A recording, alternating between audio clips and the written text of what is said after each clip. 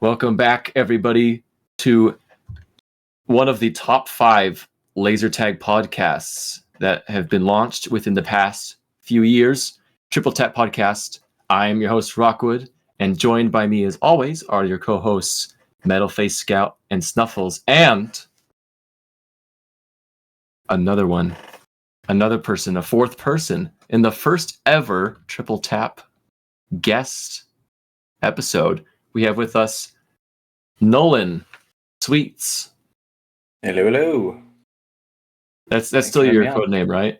Yep. Yeah, I'm not changing that ever again. We're stuck with awesome. Oh, thank you. You're not going to be like a Loveland player who changes it every 2 months. Yeah. No. Whose home side is Loveland? In case you couldn't tell from the dig about his code name. What were your previous code names? I remember Sleep for the Week. I had, so my original, like way back in the day, I was Shark Attack. I was Thriller. I think for the 2010 tournament, I was Thriller. And then I did Night and Bright Lights. There's so many. I changed it so often back then. I didn't care. But now I'm like, I'm messing with the stats people. They're angry. In the 16 years I've been a member, I think I've had 3 code names. So Snuffleups, the protagonist in Snuffles. Okay, 4. My very first code name was Dasuke, named after Sasuke from Naruto, because I was 10 years old and thought Sasuke was my goat. And so I had to add, the D for Dallin in front of it, but it kind of goes hard. I'm not gonna lie, it's pretty sick. Dude, it was Dasuke, and then my brother Noah was Noato, like Naruto. So oh, that's good. It's kind of sick. Can we bring that back, please? Maybe. If we ever play in a tournament together, then yes, for sure. Pronounced as Noato is a bit weird, though. It's just his toe. Noato. I never thought about it like that, yeah. It's okay. His toe's probably not as gross as Logan's smashed one from last year. Let's not get into that. You know what? If we want to cut this, we can, but I just clipped the nail. Yeah, all right. Pull up the picture. Picture. Bolton has the picture. But honestly, I do have the picture saved somewhere. I could dig it out and send it in this Discord chat that we have. I don't know if I want to. Yeah, let's not traumatize Nolan. Yeah, honestly. Like 2 years ago. It's Thanks for coming to our show. Want to see a picture of Metalface's disfigured toe? We're only 5 minutes into the episode. Let's go. Long story short, I crushed it really bad and separated it into a few chunks, so they stitched it back together. I just cut the nail off, and the nail was like, that was yesterday, right? Yesterday I cut some of the nail off. It was just a nail and then a bunch of layers of dead scar tissue and blood and stuff from 2 years ago. Nice. So that's pretty awesome. Oh, it's 2 years ago? Yeah, it was 2 years ago. Damn. Jesus. It takes that long for the nail to regrow for whatever reason. I remember I was sitting at home and I just get a call from Logan and I pick it up. He's like, "Hey, could you come to the hospital?"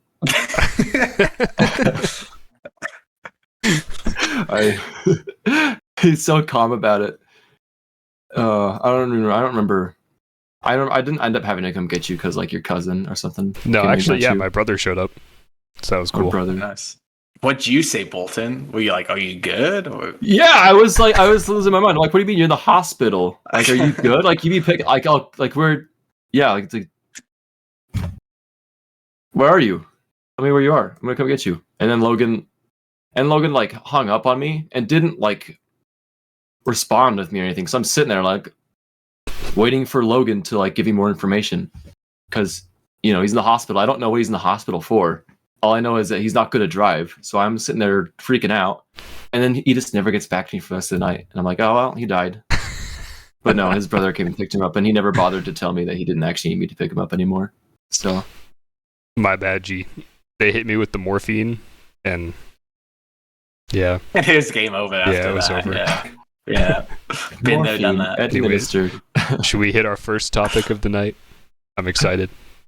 Logan's toe. All right. That one sucked. Cross that one off the Google sheet. Next, we're going to talk about Bolton's back hair. Chaser, though? Chaser's hairy. That's a story for another day, but it's okay.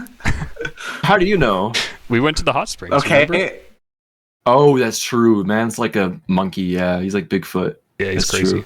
While we're talking about gross things, Bolton has the worst farts if he eats Arby's in the car, so there's that.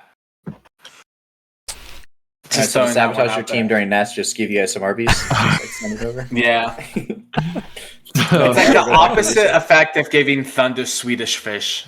Yeah. Let me tell you, it'll be one way to flush a base out. Yeah. There'll Walk in be there, I'm dropping. some kind of 5-chain. That's for sure. Lots of friendly fire. All right, Nolan, any embarrassing facts you want to share with the class right now while we're going at it? Oh damn.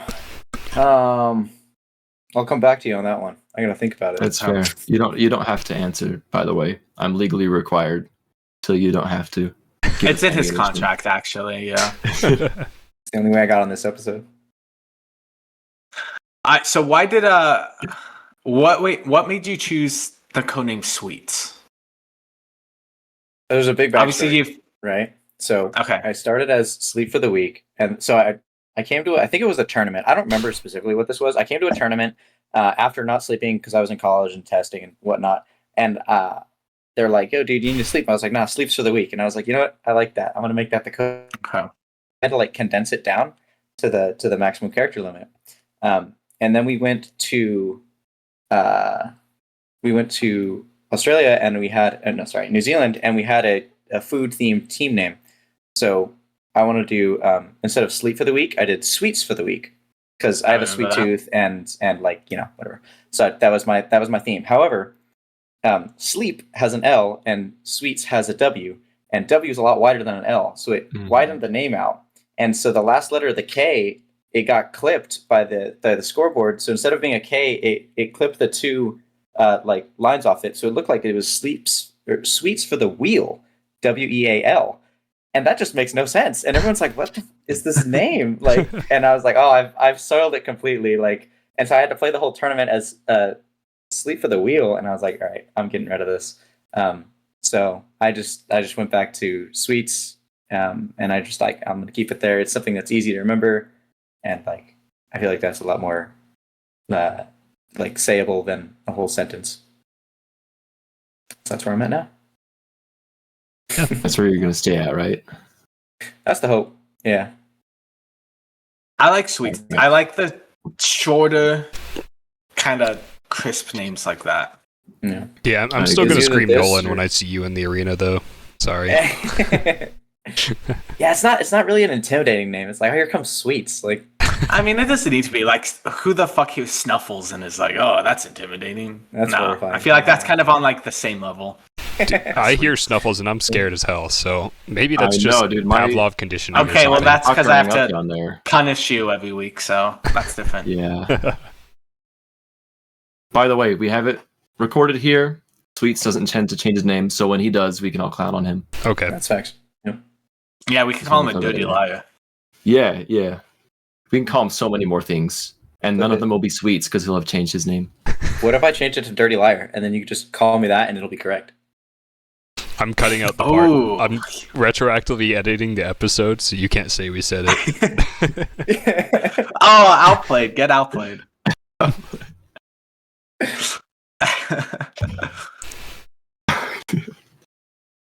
You want to hit next topic, All right. Dallin? Of course. I think. What is I know you've been playing for quite a while. How long you've been playing since you were like a kid, if I'm not mistaken, correct? Yeah, my first tournament was 2010, and I was 12, and I probably That's played crazy. like competitively like for a year or two before that. So Okay. I've been playing feel since the laser tag opened. So I was like 9, but like that was just like randomly running around shooting people. Right. That's about the age I started at. Like when I first got my membership, I didn't play like any tournament games or anything till much, much later. But like that's when I got my first taste of like playing with other members and like played SM5 for the first time. Mhm. And I feel like we've had quite a few people in recent years who have been coming to tournaments who are like that young of an age. You know, I think of like Bradley from Loveland, Anchovies, people like that, what is for someone of like that age and that new, what is like, as someone who has been kind of in that situation, what is like the one piece of advice you'd give for them when playing in like a tournament competitive setting? Well, so my biggest advantage when I was that young was I was tiny. So you're really hard to hit. You're like, so you can avoid things. Like, I think it's a huge advantage. Like, I don't know, Dylan's got a height advantage, but everyone else is pretty much like somewhere in the middle where they're just going to get shot a lot. And when you're small, like, you're able to avoid a lot of stuff. You can duck below walls way easier. I think that's just a natural advantage you have and you should play around. But like on the mentality thing, like, I think it comes with experience to be like more comfortable in that setting. So I wouldn't take it super seriously, especially when you're like younger and just learning the game. Like a lot of it's just to have fun and grow. And then if you like it, you'll keep playing. And like, I don't know. I think some people take it really seriously and they get really mad and it kind of ruins it for them.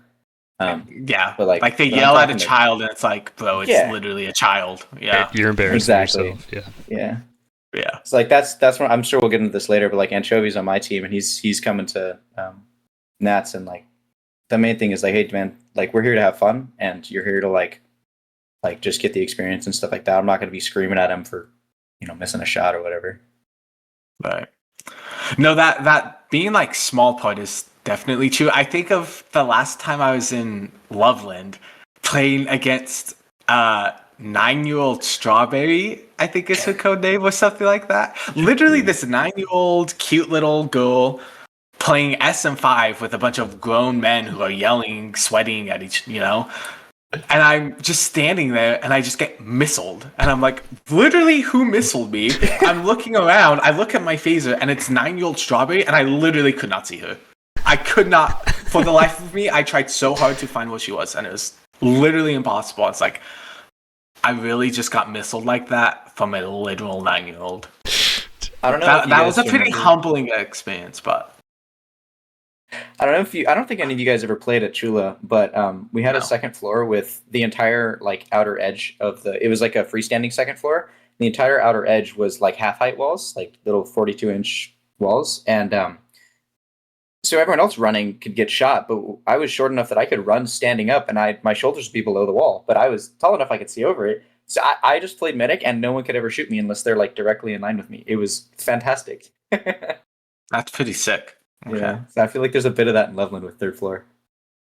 So if we ever have a tournament there, what you're saying is we need to get a midget to play medic for us. Yeah. Well, Chula's dead, so you're never getting the curse. Well, you never know. Yeah. Crazy things have happened. I'll rebuild it one day. We'll get back to it. So can I cut my legs up? Maybe if I got a wheelchair. Think about it. Have you guys seen Azra run when she like squats? She like sits on her feet and then runs. And I'm like, what the hell? It's insane. I haven't seen that. I'll have to look for it when I go. She gets so low to the ground. I know. I see the squat. But I didn't realize she could like run while crouched. I don't think it's like a sprint, but it's faster than I can do it for sure. Yeah, Meds can also kind of do that. He can get really low and just like kind of run around. Caleb's also similar, but Caleb's also just short, so like Yeah, he's not squatting; he's just standing up fully. Yeah. He admitted the other day he doesn't watch this podcast, so we can talk shit about him. He did. Yeah. He did. He's not even a real fan. Like fake Watermelon. Fake fan. All right, Nolan. Next topic. I want a tier list of all of the Triple Tap hosts. A, B, C. In terms of vibes, how you feel about them personally. Try to be as offensive as possible. Okay, offensive as possible. I have a good Bolton story. I remember I was reffing in Loveland, and he was playing, I think it was Scout, and he ran into the box next to me, and his team's getting like wrecked, but it's only like 30 seconds into the game, like 30, 40 seconds into the game. Like they didn't win the trade on third, they ran down to closet. And so Bolton runs into big box with me. I know. And squats down, and he's like, I don't know what to do. I'm like, I'm just reffing, so I'm just watching him. He sat there for the next 6.5 minutes. Didn't shoot a single person, was never found. His whole team ran downstairs. They all died out of the game. He's the last one alive. And then someone walks into the box. They're like, oh, the scout's here. And then Bolton died. But I was like, dude, like I was just watching him for like 6 minutes. Like Nothing. Wait, when was this? When was This this? is a while ago. Exposed. Honestly, Yes. But I was like, what is he doing? Like I was so mind blown. I think it was like probably your first time there or something like that. It was a long time ago. That's so I funny. thought it was very funny. I don't remember this at all. Yeah, Straight up. sure thing, bud. Okay. That's one way never die out in Loveland is just don't play. Hey, The he was don't the last interact one alive. strat. Mission accomplished. I thought this was going to be a completely different story. Yeah. What story did you think it was gonna be? No, I'm not going to. We don't have time for that one. Anyways, what are your rankings? So Snuffles missiles me a lot, and it's pretty mean. I Man. played on a team with Metalface when Thunder tried to carry us, and he couldn't. We got wrecked.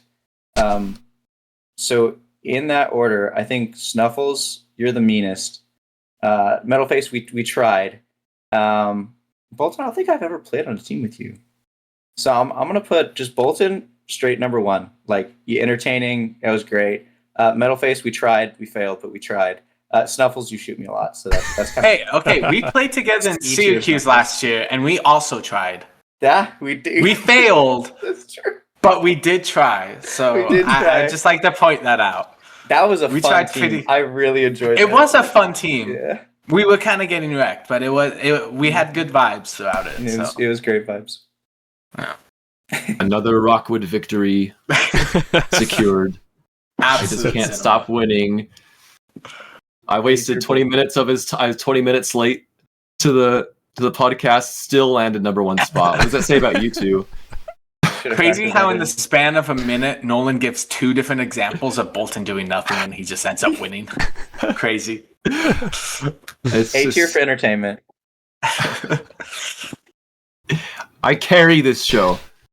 I don't know By the if way, you've Logan, thank you seen. for editing it all for free and producing everything. You're so welcome, Dallin. I don't know if you've For seen Bolton's directing. latest GoPro video, but the whole time he's just crashing out and, and Actually getting haven't so watched it bad. yet. It's so entertaining. You need to watch it. Was it fun this last week? Yeah. Yeah, it was my heavy game. It was the one where you guys like show you run back the teams, and I said, listen, we can do Oh. teams, but we're gonna have to wait because if we do it right now, I'm gonna crash out. And Yeah, didn't we do got- it, and I We got didn't kind crash of out, stomped so. that game. That was not pleasant. And I watched it was Caleb. Caleb runs in, right? And every time you'd ask both your ammo and your medic, and you'd be like, "Where is he? Where is he?" And you'd just get like the most vague, unhelpful answer. I'm aware. I was So I was there for funny. that one. Was that when Jace was our ammo? Yeah. Vulcan Yeah, was like, I was trying "He's to get behind the him to wall." play out. What's behind the wall mean? You go, "Well, what is that?" And then he just pops out and shoot you. Oh my gosh, so funny. Yeah, Yeah. don't you remember? No, that- you were- that game don't was you- rough. that was a classic, right, Nolan? You were there for that. Yeah. Yeah. Yeah. Yeah, I'm glad Nolan we was caught there. Nolan. I'm glad we. So was Obama. Everybody stood up and clapped. Everyone clapped. Yeah, it's pretty Yeah. crazy. Fun fact: we had Yeah. 6 members of the public watching that game because they just wanted to That's watch true. for whatever reason.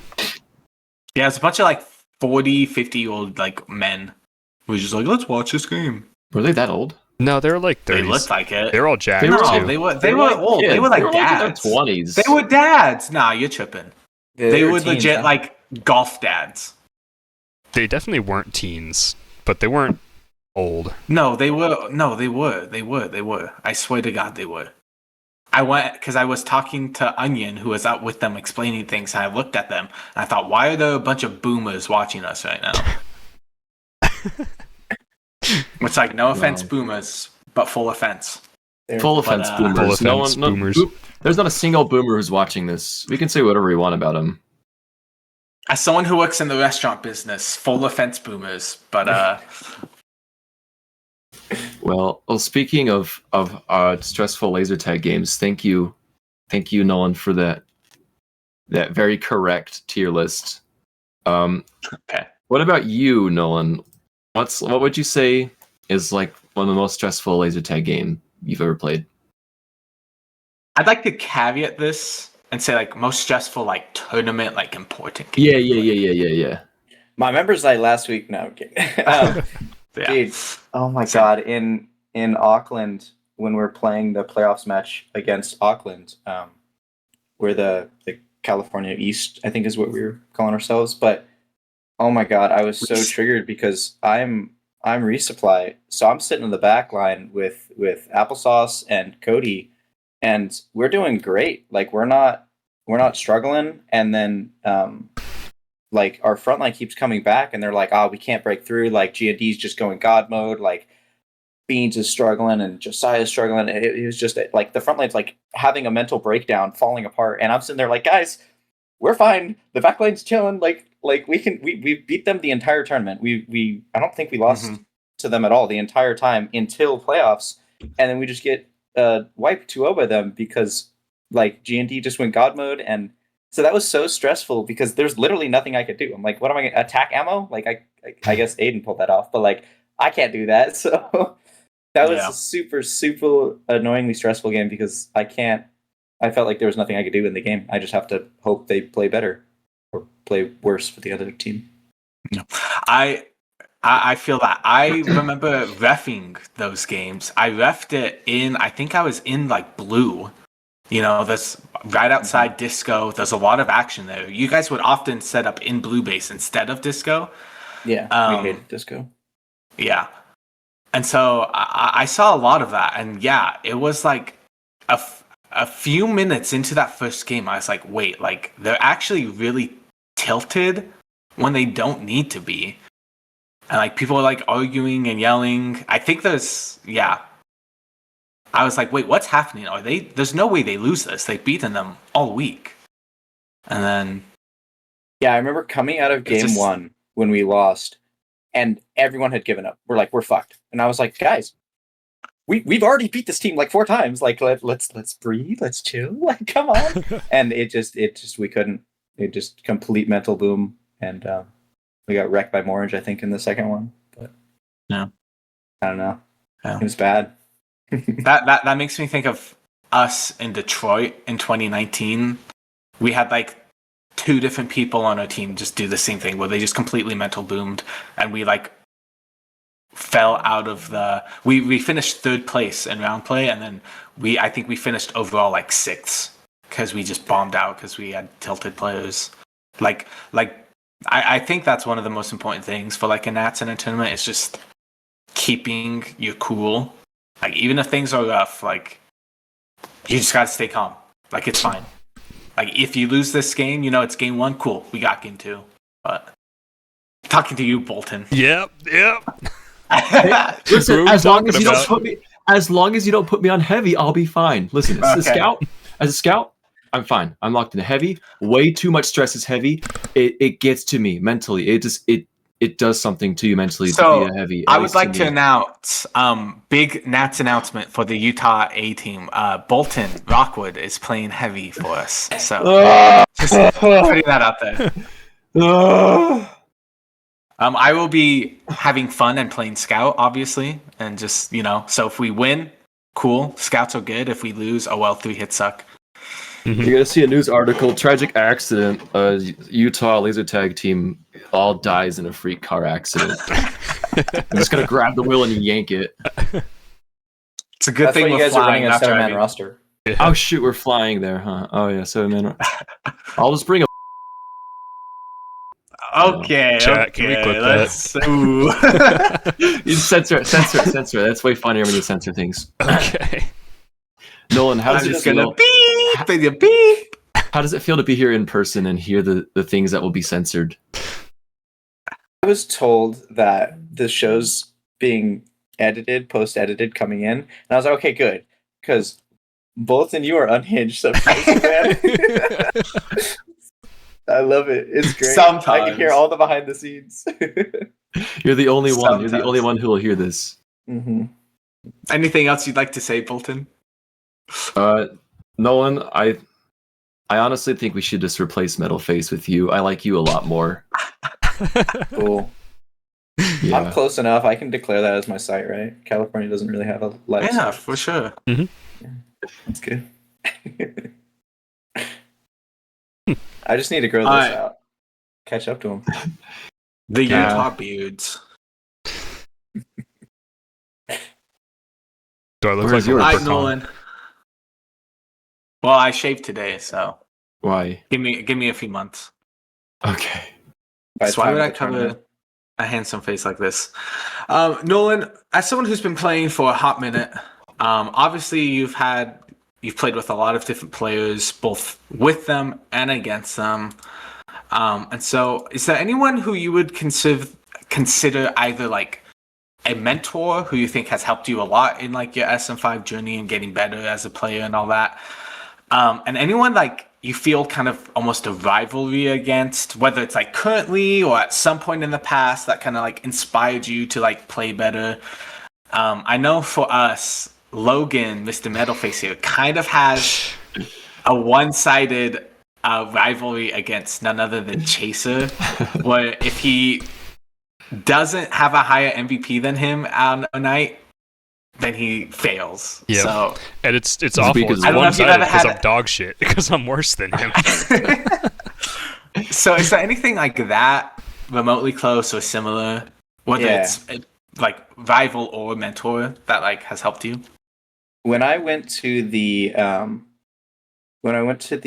St. George tournament, I don't remember what year it was. The when I played with you, Metalface, it was like the That 2020. Is that random draw. 2020? yeah. Or 2020? I still have that shirt. I should 2020, go get it. 2021. Those are when we Yeah, I did don't- it. Yeah, Was it the when back Thunder problems? Thunder was on our team. Yeah, the That was Thunder the back 2022. problems. Mm-hmm. Okay. Yeah, exactly. Yeah, so I got like 3 or 4 Thunder lessons because he was really. We had Judah, who was a brand new player at that time. We had it was just our team didn't have a lot of experience, especially in that arena, but like just in general. Do you And so remember? Thunder was like sitting us down. Yeah, What's sorry. Do you remember the pairing system? Do you remember who you got paired with? Autumn, I think. Okay. Yeah, because I think we swapped it actually. really. Midway through. Yeah, I think so. Sorry, I don't tangent. remember. Keep going. Shit, I lost my train of thought. What was I saying? Oh, Sorry. we came out of the game and Thunder was like trying to teach Judah as much as he can. But like during those lessons, I was like picking up a bunch of stuff, and I was like, wait, I played for a long fucking time. I didn't know this shit. Like he was, I don't know. I felt like Brandon is just a complete god. I have a super high. I feel like he gets like kind of pushed down in lists. I feel like that man is like extremely like on the level of DK with like game knowledge and stuff like that. So playing on his team was super eye opening, and I really enjoyed playing with him because of that. In terms of the rivalry thing, I got 2. One, I feel like Disco Monkey and I are pretty similar skill levels, and like he'll beat me sometimes, and I'll beat him, and we kind of go back and forth, and we're like friends too in real life. So I have a really fun time playing against him because I'll kind of focus him a little bit, and he'll kind of focus me a little bit, trying to pick up on it. The other one though is Caleb, because that man absolutely destroys me. And I remember in St. George, I was playing Commander against this heavy, and he like pop shot, or not actual pop shot, but like whatever, popped out and shot me like 5 times in a row, and I didn't get a single shot off on him. I'm like, I can't play the game. I don't know what to do against this man. Like he's so good. So like in my head, he's my arch enemy, but he's way fucking better than me at some parts of the game. So it's not really a fair fight. Disco Monkey and I have a pretty fair fight. Yeah. Typical Caleb experience, I will say. Yeah. Can I ask like a B part to this question? So you said he's better in some areas than you. Where do you think you beat Slaughtermelon out skill wise? I think Caleb's a really individual player. I think I play a little bit more for the team, and I can like be a little more flexible, play around my team. I do think it's justified for him to be individual because he's so good that the team kind of has to mold around him, but he will win the game if you do that. Like I think I talked about this before with you, Snuffles, but like Caleb's superpower in my head is like he's just gonna create chaos and win the game himself. So as long as you feed him all the resources, he could just do it. I can't do that, so I try to form to my team a little bit more and see where there's like holes in the boat and try to fill that. So I think I'm maybe better than that just because I do that more, but Caleb just doesn't practice that part of the game because he doesn't need to, I feel like. I mean, you're gonna say he's selfish. He doesn't watch this. He doesn't watch our channel. So he must be- Yeah, you can talk as much garbage and shit you as you really want. can, yeah. Honestly. Yeah, he's a complete solo player. He doesn't give a shit what team. Like There we go. Thank you. No, I think I think a lot of what you said is really true. I think like the Caleb thing, I mean, that was a whole strategy at the 2022 West Coast when we kind of dominated. Was my whole game plan as like the kind of forward offensive scout versus Thunder's like more back end defensive kind of scout, was I'm doing literally everything I can to get Caleb points. Yeah. Like the amount of like he would go and he'd run and we'd play and he'd like get a bunch of resets.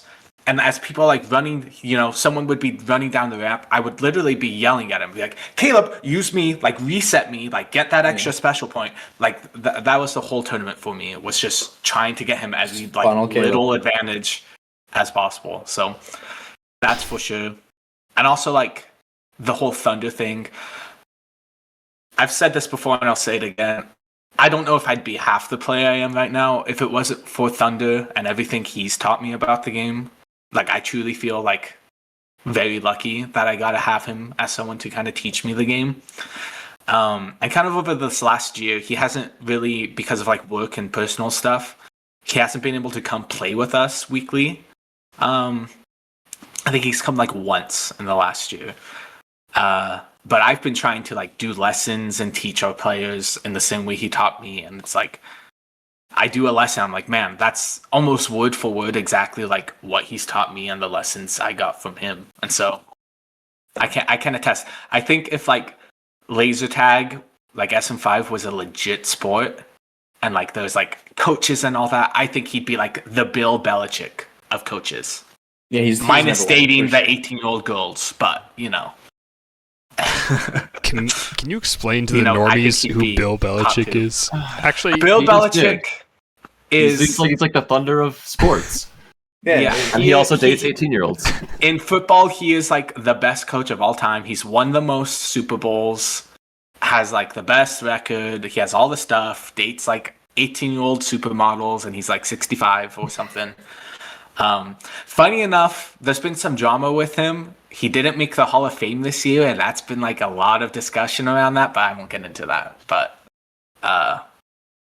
yeah, he's basically the Tom Brady of coaches in football, if you know who Tom Brady is. If not, then Tom Brady's I can't like the help you, LeBron honestly, James. at that point. I know. He's like the LeBron James, and LeBron James is like the he's the faker. The faker of So he's the NBA. He's the Thunder of laser tag. That's what you're telling me. He's the Thunder. Thunder's the Thunder of laser tag. Yeah, Thunder's the Thunder of laser tag. Get hold of this guy. Yeah, that didn't come out right, but whatever. But yes. Yeah, I was pretty sad when I saw Thunder wasn't coming on your guys' Utah team. He's not 100% not coming. Most likely he is not. There's a chance. And if he does, then we have like team discussions. Me and Caleb have been talking a lot about it the last couple days because we're kind of, if he can play, it's like, shoot, what do we do with our team? Like, you guys are already a 7-man roster, right? At the moment, we're not locked in yet, I will say. Oh, but this is that is most likely what our team's going to be, I will say. But things could change. But yeah, I think it's funny that the current rumored roster is a 7-man and a 2-man. I was like, there's no person that's going to join the 2-man and make him a 3 and a 6. Like, they're like, nah. I think just all the people on that 7-man have kind of earned the spot, which is what has made it hard. Because for the longest time, it's like, okay, like these 7 people, like which 6 do we pick? And then we were like, okay, why don't we just do 7? Like, I mean, especially the chances of like one of us getting injured and being unable to show up in a horrific accident that happens completely by random is not 0. Yeah, I mean, someone could get run over by a stray evil. That has happened to us before. If you know. Also, I think like half of us are playing in Armageddon, which is right before that. So that's a lot of laser tag in the span of 2 weeks. So I think with 7-man, that gives people games where they can kind of rest and recover. So I do think, I actually do think a 7-man for us is actually very beneficial. Syracuse is a brutal arena too in terms of the running. Like, you're going to be gassed from Armageddon already at the start of the tournament, let alone. Exactly. And Not if I don't try an Armageddon. You're on my team, so you fucking better.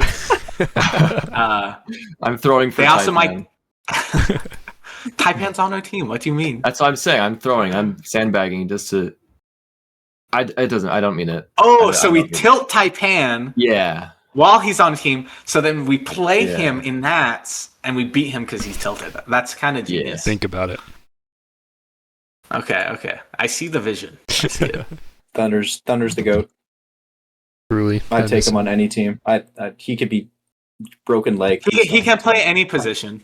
Like, that's the nice part, is he can literally play anything. So, Well, not only that, but I think his scout's I think he's the highest peak of scout ever. Like, when I think of a player that's played the scout the best out of any player, I think Thunder takes that role in my head.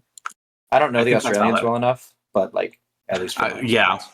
I personally, I think the greatest scout performance I've ever seen was actually Tandor in Detroit in 2019. He was an absolute monster on Scout Arena. But I will say overall, if I had to take a scout player, I would take Thunder 100%. If Thunder joins, put me in the B team, coach. I'm bringing them to victory. Watch it happen. Total B team victory. Heaven knows I couldn't. We will. I think you have a pretty good chance as long as you don't sit in the corner for 6.5 minutes. Honestly, I'm not gonna say anything. Never mind. I am. Honestly, with the B team that we had for Nats 2024, that would have been a viable strat. Listen, I'm just gonna say that. Damn. Speaking of Nats, you could cut it if you want, Logan. Yeah, I might cut it. Speaking of Nats 2024, Nolan, how was your scout experience? Let's see. 24 that's Loveland, right? Mm-hmm. Mm-hmm. Yeah. I mean, so I got MVP scout, and I feel like I did something super good. Like, I was really, really stoked at some parts of my game. I still kind of have the opinion that I didn't really deserve the MVP scout because I think I let my team down in some other aspects. Like, DK was hard carrying the scout parts of the game that I wasn't doing super well. I think, like, from my perspective, I was really good at like hunting. I was good at like going in there, causing chaos, doing the flanks when they're downstairs, like really getting in there. I wasn't super good on second floor and like controlling that area and playing like the defensive scout. So DK kind of took on that role really heavily. But I think when we started getting wrecked, I needed to step up into that role, and I wasn't able to. So I don't know. I don't feel super good about my scout performance in the end there. But in the games where we did have the advantage and push people downstairs, I think I was a really vital asset to my team in terms of like just pushing the game forward. Our strategy in that tournament, we had Dylan as our commander, and I think Dylan is absolutely incredible at like being a turret. Like, he just gets a ton of points, not only from his height, but just like he positions really well to just maximize the amount of points he's getting. The thing that Dylan struggles at, and he could do it, he's just maybe not the best at it, is like going in and actually pushing them out or taking the heavy down or getting medic hits.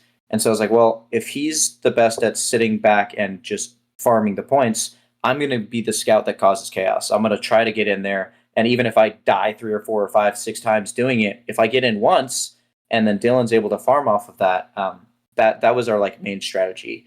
So in the games I wasn't able to do that, we kind of struggled more. And so I don't think we pivoted early enough to an alternate strategy to make me pick up the slack in other places. So I don't know. I felt really good about a couple parts of the game. That's really interesting because as someone who played heavy against you guys quite a few games, obviously as a heavy, my main focus is the enemy heavy, which against you guys would have been Kodama, who was beyond exceptional at that tournament. I always had to keep an eye on what he was doing and all that. But what made, I think, my job difficult wasn't that like I had to like focus on Dill because it's like, oh, Dill might come up and attack. It was like, oh, Nolan might put 3 shots into me because he might push up and be aggressive. He might like reset my commander and scout and then get a really good advantage. Like, when I was playing against you guys, my thought process wasn't, okay, I got to be wary of the heavy commanders. I got to be wary of the heavy and sweets. Yeah. Yeah, I told DK I'm taking big box until Dylan wants it. I'm just going to like pester them constantly from big box, either side, attacking closet or or Fortress. Like, which you need big That box. was my spot. That's how you control second. So yeah, I think personally it was very well deserved. But Me too. Thank you. So you deserve it's that. good to be reflective at the same time on what you could do better. So that's how you do improve. like, do you remember the game? I think it was in playoffs where I died out in like fucking 2.5 minutes or something like that, like super early in. I think that was the game that was like the most of a struggle for me because I wasn't able to get in at all, and I was getting just farmed constantly, and then I wasn't able to get back because my team got pushed downstairs. So when I tried to come back, they were already gone. And I was like, oh god, like I was not able to hold my ground in second, and I died out, and then we just lost the game super quick, and I was like, damn. I really wish I had like focused on that earlier in the tournament and try to pick up second floor a little bit better rather than just like only aggro the whole time. Right. So I think that's my one reflection of like I should have done that a lot better. No. I do think it feels like we kind of caught you guys. I don't know if off guard's the right word, but like I think I think with me and Caleb swapping, like staying same positions but swapping floors, I think really changed the dynamic of how our team worked. And I think Loveland A kind of saw that, and that's why they were able to wreck us so hard in finals. At least part of it is they came up with like a good counter strategy. But for me personally, it's like third floor in Loveland goes against all of my strengths as a player, whereas second floor, that's like my ideal play style, 100%. I feel so comfortable on second floor versus the third floor. So, Yeah. I don't That was a feel huge advantage for us is Cayman's strength, or sorry, Kodama's strength fits third floor because he has like a super fast shot. He's able to like push in front and back, like so he's just able to just absolutely dominate the third floor the whole time. Yeah, it's like this for is great. sure. I never have to worry about it. Like it played perfectly. I didn't like getting pinged by you, Nolan. That's all I can say. All of the rough games stick out in my mind more, and it was mostly Dill. Like Dill demolished me. That first 2 days, Dill completely destroyed me. So, yeah. Yeah, he had a really good tournament there. He did played exceptional. Kind of continuing with that thought with Nats 24 Scout experience. When you like winning, like because you won both All-Star and MVP, right? I think so. Yeah. Yeah. Or yeah, I think so. Yeah. How did that kind of like affect you, if at all, as a player in terms of like how you saw yourself as a player? Did it feel like, was it like surprising to you? Was it validating? Like, yes, like I'm this good of a player. Like I'm finally getting recognition. Like, did it change anything for you at all in that aspect? Well, it's kind of weird because I never thought of myself as a scout player, especially going into that tournament. I'm like, I'm a commander and an ammo. Like those are my two favorite roles. That's what I think I'm the best at. But I have with that team, I was like, okay, we have a different plan for the resupplies, and we have a better commander player. So I'm going to be the scout. I'm going to be so I felt like I was just kind of filling that role, but that was a bit weird for me. But also like I went to college for 5 years and didn't really. I think I did one tournament during that time and couldn't really play. And like my home site closed like mid while I was in college, so my only practice was going to tournaments really, and so still being able to perform at a top level. I thought that was like I was like, okay, cool. I'm not screwed because I can't practice every week or I can't go to every tournament. Like I could still jump back into it and be like good enough to knock off the rust really quickly. So that was pretty validating in terms of like I'm not screwed by not having a site. So yeah. Yeah, imagine being able to practice every week and still not being at that top level. You've improved hella, Bolden. I think that's crazy. What did you say? I think you've improved so much, like because I've seen you since your first tournament all the way to now, and like it's not even close. I have an excuse. I did win most improved. Hey, yes, you did. I appreciate you saying that, Nolan, but I was really referencing Metal Face, so yeah. I've hit my ceiling. No, It's over. no. No. Don't say that. Don't say that, Logan. You're lying. No, You don't I'm mean joking. Syracuse is I going to remember make me a god. Everyone was like, Metal Face is the weak link. Like Sadie should be on the team, and then like actually crushed it. And we're like, okay, well, that strategy didn't work. Like it was just like abuse Metal Face and didn't work at all. Honestly, okay, Use that face. for me, that was the like most validating part about Nats 24. It wasn't even like getting like second place, like whatever, cool. But leading up to that whole tournament, like after we like had announced like Metal Face and Jace were on the team, there's so many people telling us like, oh, you picked like the wrong person, like it should have been X, blah blah blah, it should have been Y for blah blah blah reason. And then having them both come out and by the end just be absolutely balling the fuck out and just be playing so well. That to me was like, I felt like almost like a proud dad for his son moment. Like, yes, this is my child. I raised him up to be this player. And now he's doing great things and playing well. That to me was the best part of Nats 2024. Snuffles did groom me. Watching. Okay, hold on. I have no association with Epstein. I just would like to say that right now. Hey man, groom is a neutral word. It just means you're raising me to do something. No, it's fucking not. No, it is not. Unless we're talking about a dog, that is not a good word. But yeah, that was a good. I don't know if this is kind of the same way you felt, Nolan. It was validating for me because it felt like, oh, I actually can play at a high level if I need to. And now I feel like I deserve a spot on the A team. Not that I would always take it, but at least I am not going to be dragging my team down. Pretty awesome. That's some good character development from Metal Face. Rockwood went through a different kind of development doing that. I really did. I was more of a regression in my soul. No shot, dude. Like you were the standout player on that team, for sure. I know. I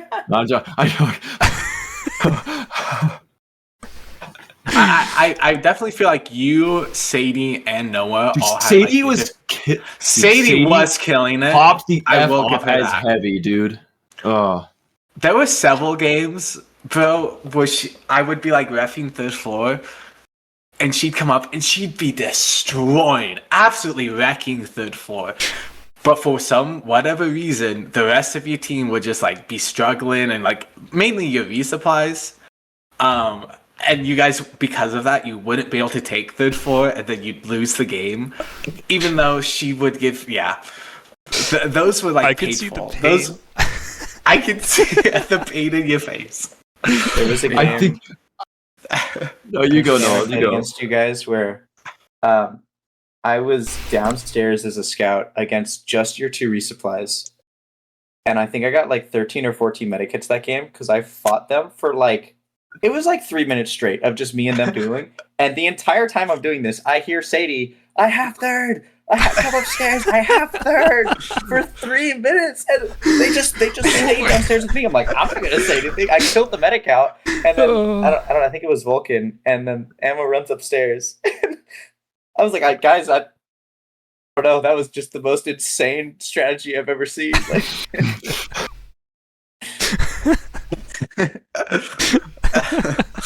I think Bolton is having PTSD flashbacks. we're sharing him. I was gonna. Yeah. I think we might need to. Change the topic. On that. This isn't that kind of episode. This is about you, Noel. This isn't about. Yeah. Mr. Bolton, what would you like to change the topic to? I'd like to. Instead of looking at the past, we should look at the future. And I want to know, Nolan, if you have any hot takes. Any hot takes? So far, all your takes have been objectively correct. All of them. And I was wondering if you had any more objectively correct wisdom to bestow upon us and anyone watching, not Caleb, about any like hunches you have or hot takes for Nats this year. Starting with one, let's just have a discussion. Do you think that the live stream host commentator will be as sexy and attractive and endearing and as charismatic as 2025's live stream host? I think 2025 probably peaked. I don't think we can get above that. So Objectively correct yet again. yeah. That was I loved having a commentator the whole time. I remember when Morange first did it, like on a Facebook.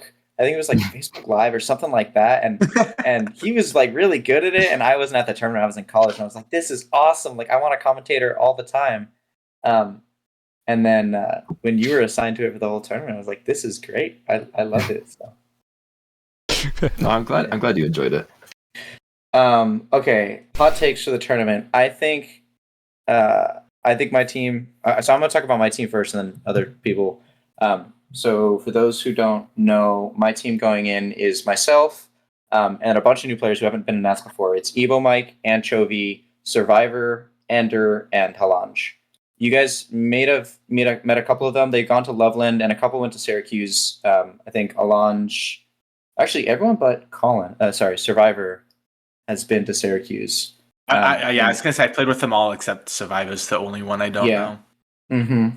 And we're practicing as best as we can. The home site that we play at doesn't play by tournament rules, but we're still able to like practice a bunch of other aspects of the game. So we're trying to like form the team environment and work on like critiquing each other. I have a lot of experience, and so I'm trying to give them as much like advice as I can in terms of like going into a tournament and what they should be focusing and improving on. And then same thing vice versa. I don't want to be like I'm going to tell everyone what to do kind of person. So I want them to like give me critique as we're playing. I'm tangenting. Anyways, I think my team's going to be super underrated at this tournament. I'm actually really excited for us to play. Most of us have experience there. We're going to be able to play together pretty consistently at both Lost Worlds in LA and the home side of Invasion. So I think we're actually going to be a little threatening. And I guess the hot take is I think I'm going to be the best commander at the tournament. When I played the random draw there, I had like 3 commander games that were like above 13K. I think I played super fucking well, and I was like, all right, guys, I'm going to this tournament. I'm gonna play commander again. We may not have the strongest or most experienced team, but I'm really looking forward to it. I'm confident in my team and confident in myself that we'll play well there. I think it suits my style quite a bit. Well, we'll make sure not to underestimate you then. Yeah. Thanks for the heads up. I like that. That was something I wanted to ask you was like, if you were going to reveal any like roster, like position stuff. Because I was going to say, if you don't play commander on this team, you are hard trolling. Because I swear, every tournament I've like played with you, like a random draw or even a member snipe, you'll play commander and you'll have these like games where you score like 14k plus, like 10 meta kits, 6 nukes or something like crazy.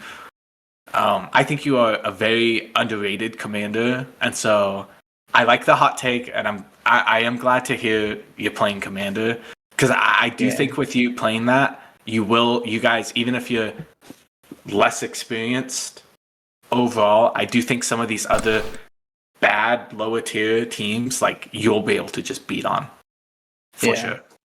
I think so. I agree with you. Straight up, we don't have our positions yet. Like we have to figure that out over the next couple months of like who's going to play what. We have a lot of really aggro players in our team, and Invasion as a site doesn't really have a. We don't play resupply at a really high level there. It's just kind of like get a double and go, kind of thing. So we don't. No one on our team is really good at resupply.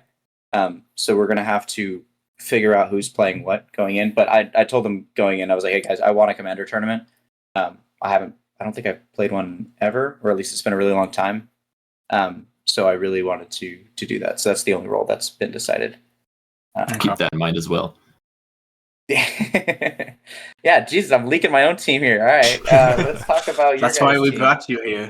Let's see. Okay, another hot take. I think anyone that's going with a 7-man roster is going to super struggle. I think I played on a 7-man roster in Loveland, and it worked out for us because Zev was a day late to the tournament, or what was his code name? Oh, Soyboy. Soyboy was a day late to the tournament, and Cotter busted his shoulder one day into the tournament. So it like as soon as our player got injured, we installed Zev, and we were good. So the pencil accident ended up not destroying our team. But like, if we didn't going into the tournament, there were so many discussions of like, okay, who plays what role, and how are we doing a rotation system? What about our best player, which I think at the time was probably like Kodama and Dylan. We're like, we can't swap them out in important games, so we're going to have this rotation system where only 4 of the players are rotating and 2 of the players are not. And then that felt kind of unfair, and it was just really messy. And we're like, all right, if we get to finals, like, we have to play our best roster. And then so it was like, we have to decide who's sitting. I don't know. It was just really, really messy. I didn't like it at all. And I think it's really hard to play a 7-man roster with a rotating position because like synergy is so important. Chemistry is so important. And if you're having a player rotating every game, even if it's just a scout swapping back and forth over and over, the game is going to be different. And against high level competition like this, like, you have to be super locked in. So I don't know. I really am against the idea of 7-man rosters. Ender on our team was originally going to play for Cali A, and then they became a 7-man roster. And I was like, hey man, look, it's up to you. Like, that's a really good team with some incredible players for your first Nats experience. That's going to be an amazing team to play on. But we're not a full roster yet, so it's open. If you want to come play with us, like, we won't have a 7-man roster because, speaking bluntly, he's the least experienced player on that team. So in important games, he'll be the one sitting. So that kind of sucks to go to a tournament and know you're not going to be playing in any of the most important games. I mean, that's my suspect. I don't know any of the inside information on their team, but like, that was what I would suspect. So he joined our team just so he didn't play on a 7-man roster.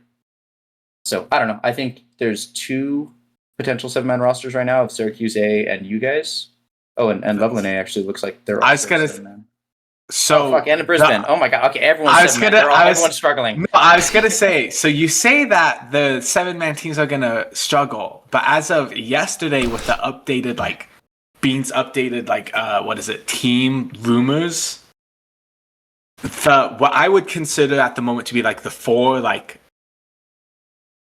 favorite teams, like top teams at the moment going, would be us, Brisbane, the Syracuse A, and the Cali A team. All 4 of those are currently rumored to field 7-man rosters. So how does the team, buddy. Does that change anything for you, or like, how do you see that shaping out?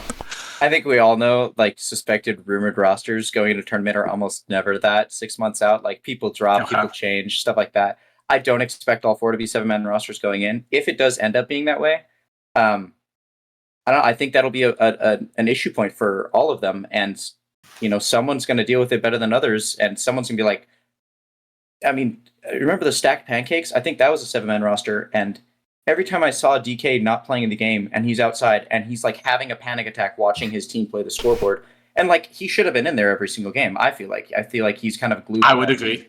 Yes. And they were just like blowing up without him in there. And so like, if you're having a rotation system like that and you're sitting a player that's really important to your roster, like, you're just going to casually lose a game because you decided to do that. I don't know. I just feel like people should, especially the teams or the sites that have multiple rosters going, like the A, B, C, D for Syracuse, and like, just push one of the players to a lower tier roster and they can be the standout player on that roster or whatever it is. But it's going to hurt your A team if you're trying to shove a 7th person in there, I think. Okay. Sorry, Logan. I guess you B team after all. Oh no! You'd be the captain, though. Oh no! You would have been A team, but Nolan put Bolton above you in his tier list, so that's true. Yeah. Hey, maybe you'll do a better job captaining B team than I did, though. I did put him above you too, Snuffles. So maybe you should get the boot. Oh shit! Am I B team? Okay. I'm gonna take us to a Nats victory, and it's gonna be the greatest story of all time. The B team beats the A team. That'd be funny. You said it, not me. Okay, so with the stacked pancakes example, do you think that team failed because they had a 7-man roster, or because they had a 7-man roster with 7 players who are all experienced, high skill, and have, because they're all skilled players, they have a strong opinion of the game which clashes with each other? Because do you think there was maybe 10 different factors why that team blew apart? One of them being the 7th-man roster. I think probably the main one in my head was they were trying to play. They did not update their meta read at all. coming to the tournament, they like played day one like they did at the very end of the tournament, and they're getting absolutely railed for having both of their resupplies sitting in a chamber for some reason. And they just like every time they played green, they got blasted. And I'm like, why are they in there? But they just kept doing it. They're also like, I mean, speaking bluntly, half that team is bigger people. So trying to shove everyone into the chamber was just a chaos. Like I loved reffing. I sat there in chamber and watched 4 big guys try to crowd themselves in the corner of chamber, and then like Josiah waddle on up and start missling 3 people. Like it was just crazy. So, I think that team struggled for many reasons. 7-man Okay, yeah. just one of them. Okay. So I was going to say, maybe an advantage our team would have, and maybe I'm just purely delusional right now, but, is unlike the other 3 teams, we have a less experienced teams, which on paper would probably put us lower than them in terms of like power rankings. But because of that, maybe our less experienced players are going to be better at listening to the more experienced players, and thus team cohesion and all that flows better. I don't know. That's just a random thought I had because you hadn't, I think, to be fair, there are some advantages of 7-man rosters that you don't get with the 6-man roster. I just think they're outweighed by the disadvantages. Like, I think it's actually a really fair point that you said earlier that, like, this arena is brutal and you guys are playing Armageddon beforehand. So you guys are going to be tired and pretty gassed. I think having a sick game, especially, like, before a big match, you're like, hey, we're going to actually rest our big player or our best players here before a top-tier match. So they're going to come in with more energy than the opponent's team will have. I think that is an advantage that you guys will have. Ooh, druggos. Those look like cigarettes. Yeah, they do. It's Adderall. Thank you, Bolton. Very cool. Those were some Newports for sure. You can't trick me. I actually do have some Newports in my closet if y'all may go grab them. Okay. So, yeah, I don't know. I think there are advantages to it, and if you're going to run with a 7-man roster, as long as it's like, I think the most important thing is going into the tournament, you guys need to have a plan for all aspects of it. Like if someone's injured for the first day, let's say, and then they come in later to, like, this was one of our rules was, let's say someone injures themselves on day 1 and they don't play all of day 1 games. If we want to have a fair number of games for everyone in the tournament, then that player is not getting sat the rest of the tournament once they're in. It's just the other 5 players on rotation. And then we're like, okay, well, we don't want to sit our best players, so they're not going to sit during the quote-unquote important games, the playoff games, and it'll just rotate everyone else. Or like just having a rule set that everyone agrees upon, so no one's getting pissed off that you're like, oh, I thought I was going to play this next game, and now I have to sit because I'm not considered the best player or something. I don't know. Okay. It's just got to get on the same page. Good to know. Good to know. I've never been this. If our current rumored team is what it ends up being, would be my first time playing on a 7-man roster. So this is a new experience for me. So that's some good advice. I'll bring a pencil and it'll solve all your problems. Who's the sacrificial lamb? I'll do it. I'll let it happen. All I can say is I can put myself in that situation in my head because chances are I will get subbed out, like with scouts, right? Maybe if I'm a scout, I get subbed out, whatever. I don't think I'd have a huge problem with that. Honestly, me neither. Like, if it's beneficial for the team for me to sit, like, I'm fine. I'm there to play, right? Keep some energy. Don't besides, everyone knows that it doesn't matter until finals, anyways. Mm-hmm. So I'm there to play. You can screw around. I would have already played Armageddon, but I'm also really there to win. Like, I'm not just there to play. I'm mostly there to win. That's my goal. Yes. Is to win. Yes. So if I have to sit, whatever. If that's how we win, I don't care. This is something I've been thinking a lot about, like the last week, especially since honestly this last night of tag we played, is like swapping players out. I definitely think during round play, like when we play the quote unquote worst teams, like I'll probably sit out for a match. Caleb will sit out for a match. We'll definitely do that. But yeah, we definitely have like stuff we have to talk about with all that. Which we're definitely not going to do here because we're not gonna. Don't want to leak. What's your guys' plan? Who's sitting game 1? Metal face. We don't even know the schedule, bro. Caleb's sitting all the games till finals, and then we're gonna unleash him. Yeah, he's gonna take 2 of Bolton's Adderall pills, and we're gonna. He's gonna take 20 Adderall pills. We're just gonna edge a whole him bag with of laser Swedish tag fish the whole week. And then, yeah, he's just gonna be charging the whole time, just like. Mm-hmm. Metalface, you had mentioned like goals and all that for Nats. I want to actually ask Nolan, with this team you have formed, what is kind of your goals for this team, and what are your goals individually? You had mentioned your hot take of like being the best commander. I don't know if that's a goal or just a hot take, but like, guide us through that. So that was the very first conversation we had after we decided on our 6, because it was kind of up in the air first at who's going to be our 5th and 6th players. But after we decided on our 6, we're like, all right, guys, we need to have this conversation of what is the mentality that we're going to have going into this tournament. Because to me, I've seen so many fucking teams blow up because they come in, they're like, we're going to win the tournament. And you're like, dude, you're the B roster of your home site. You can't even beat your A team, let alone the home site team. Like, you're trolling. Yeah. But if they come in with that mentality and then they get railed in like 2 games, everyone mental booms. They just like start yelling at each other and giving up, and it's just chaos, right? So I think I told my team straight up, like, hey guys, look, we do not have the experience, we do not have the skill, we don't have the practice, we don't have anything that the rest of the players or the top teams in the tournament have. So we're looking at it from an outside perspective. We're not coming in here expecting to win. We're hoping we can place well and take games off of the top teams through like teamwork and coordination and like just solid gameplay. But we're not coming in like we're dominating everyone, because that's just unrealistic.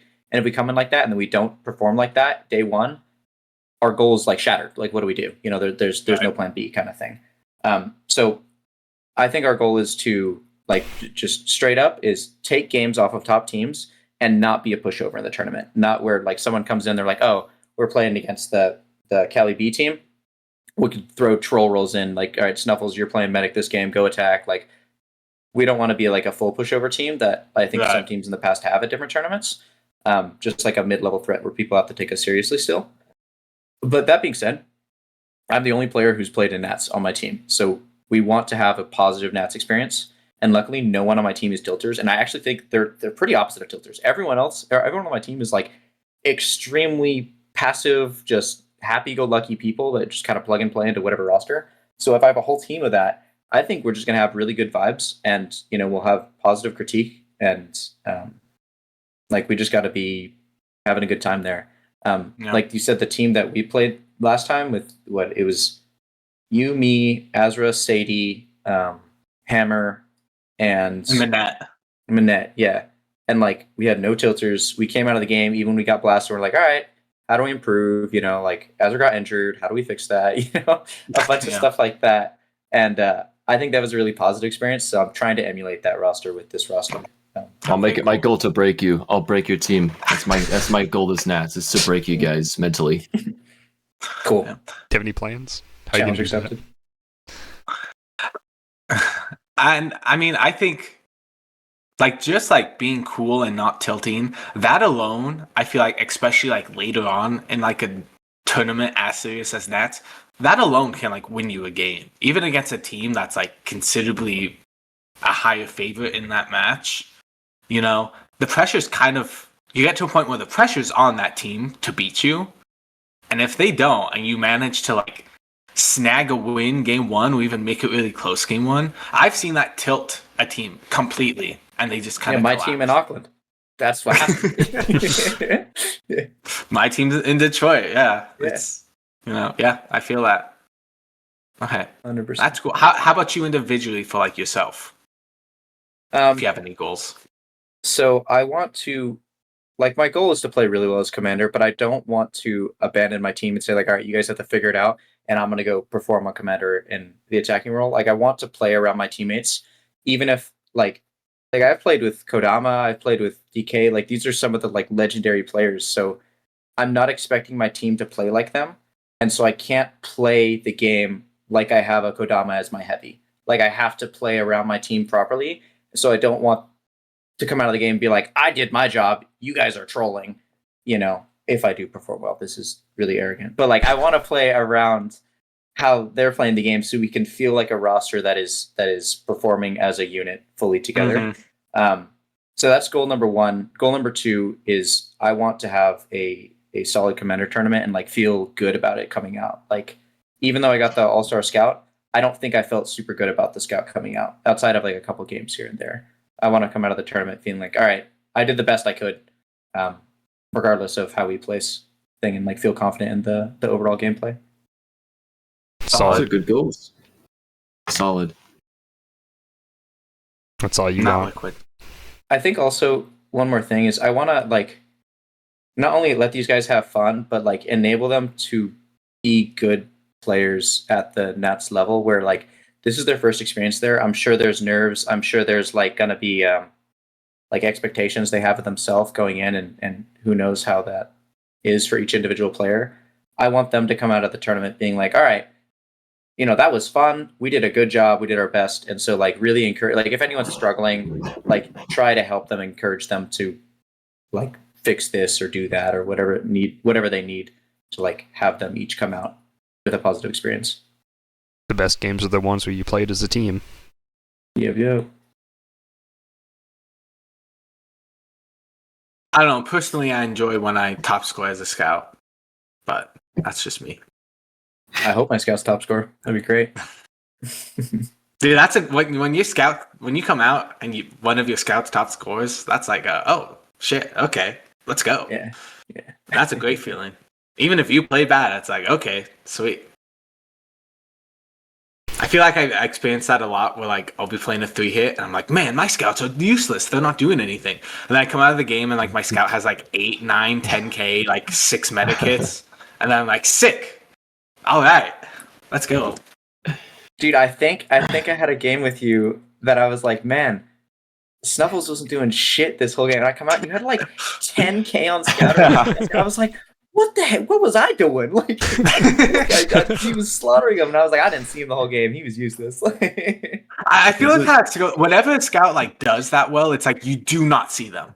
No, yeah. And like that, because that's how they score the points, is nobody sees them at all. You know? That's what you do on ammo, Dallin. Snuffles. So it's that's like, what the fuck? ammo, This dude. guy's so bad. No. He's been not in this game at all. He's been sitting in he's been sitting on Loveland 3rd floor for 6.5 minutes, not shooting anyone. And then you come out and it's a 10k scout game, and you're like, oh, he outscored me as commander. Huh. Yeah, no, I feel that for sure. Can Well, we take a piss break? sure. Absolutely. You're just gonna give him a piss break. You're not gonna make him work for it. What can you No, do no, to earn that's it? fine. That's fine. Just give him what he wants. Just give in. Give Nolan exactly what he asked for all the Brother, time. it's almost midnight. You're the one saying he's had all the objectively correct takes. Do you not think he's earned it because of that? Yeah. Come on. This isn't a take. It's a Be piss. consistent. Actually, you do take a piss, so you know what? That logic, There you yeah. go. There you go. All right, piss break time. And so, honestly, I think that's why it is imperative. I think it's inevitable that in the future they'll be able to make some kind of technology where they can like melt your placenta. Hi, I mean, Nolan. that's I so came back true. some crazy time. It's just that typical Bolton stuff. Why do they need to do that to placenta? Can you just do that to the foreskin when they, chop that Not off? Dallin. Not Okay, Dallin. hey. Some of us still have ours, all right? Hey, still got time. Oh, God. All right, let's make a bet. If we don't take first place, we circumcise Snuffles live on Triple Tap. I'm not willing to take that bet. I'm sorry. I have a strong Selfish, conviction that not a team player. I do believe, believe we in us. can He doesn't win believe in for us. sure. I do not believe in us that much, so I apologize to my team.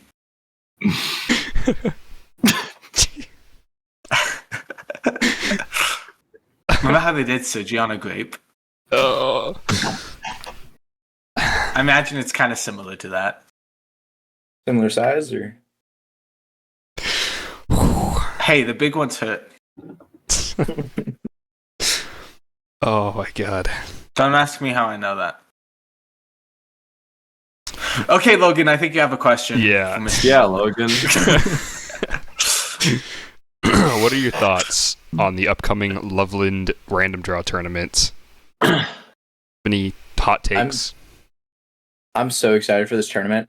So it's a random draw, but they're doing a different format than how they did it before.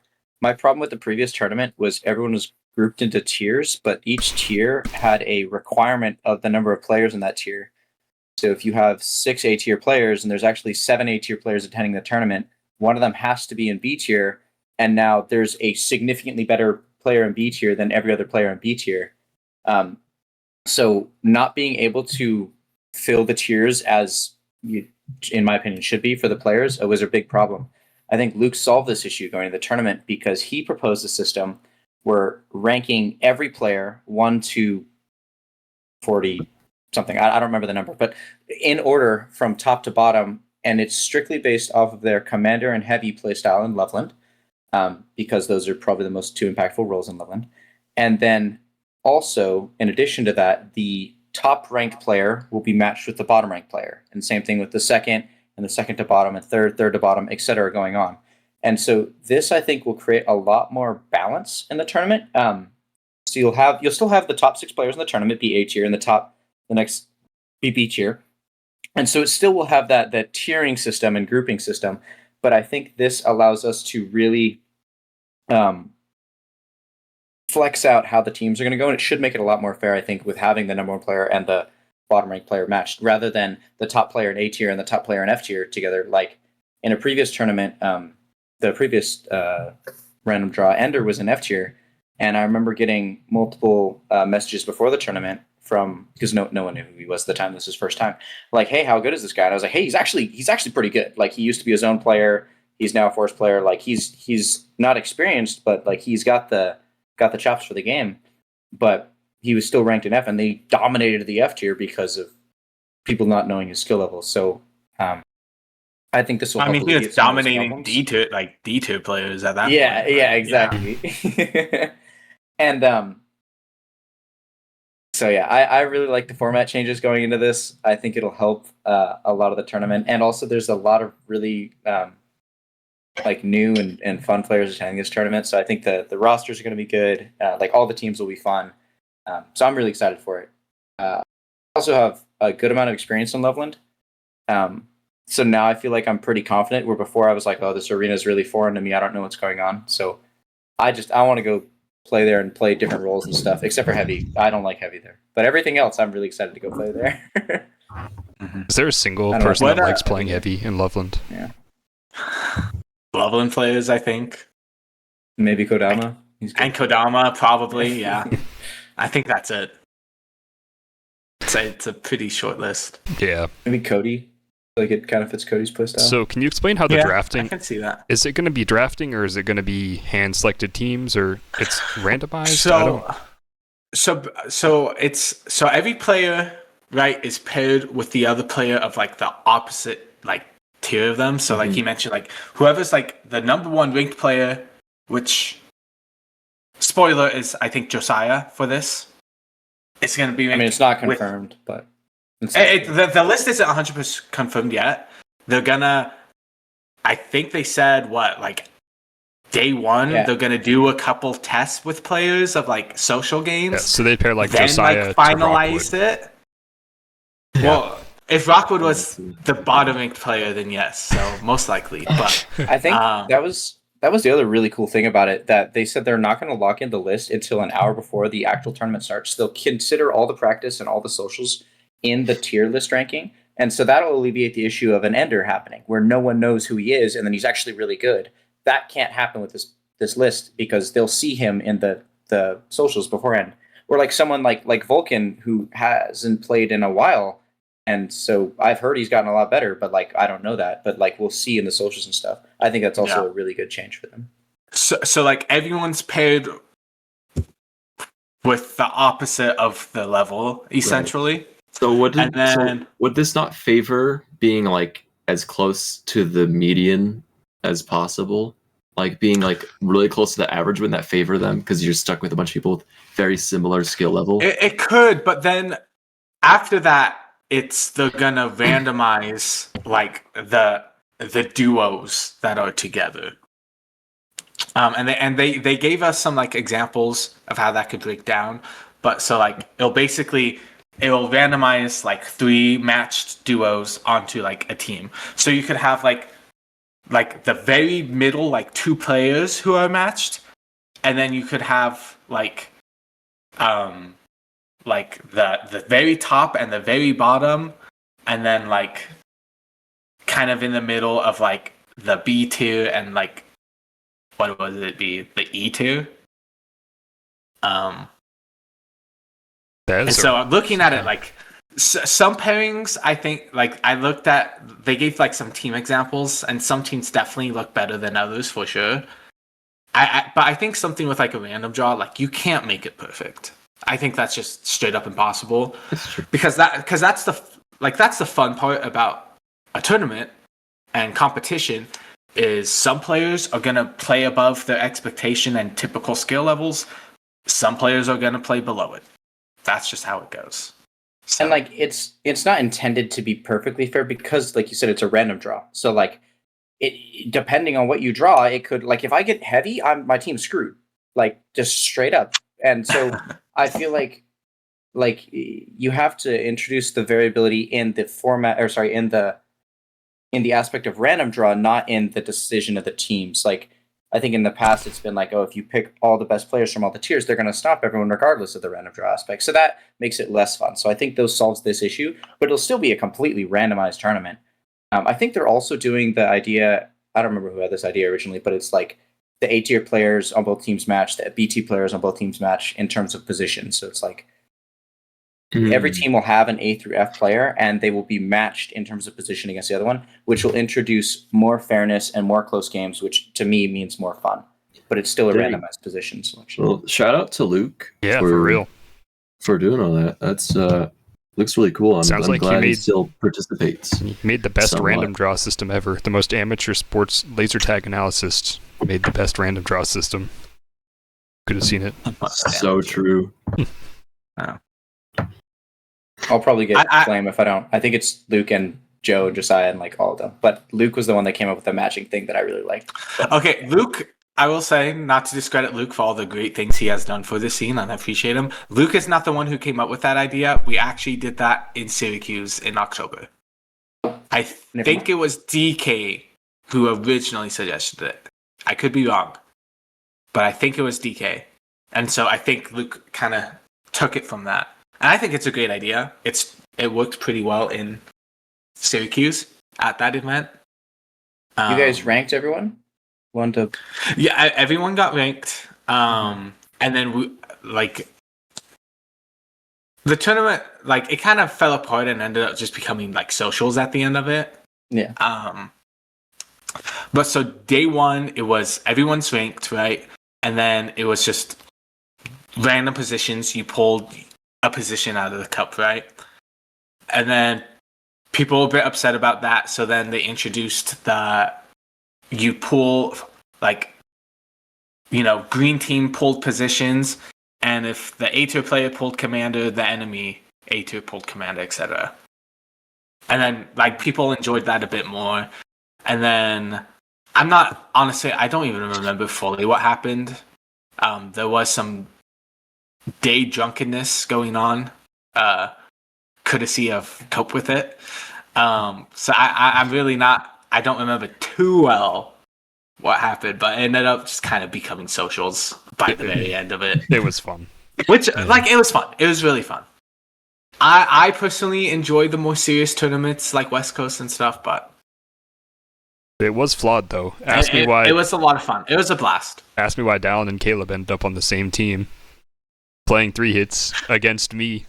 I remember being upset. Because I was a team captain, and I had the second pick, and I picked Caleb.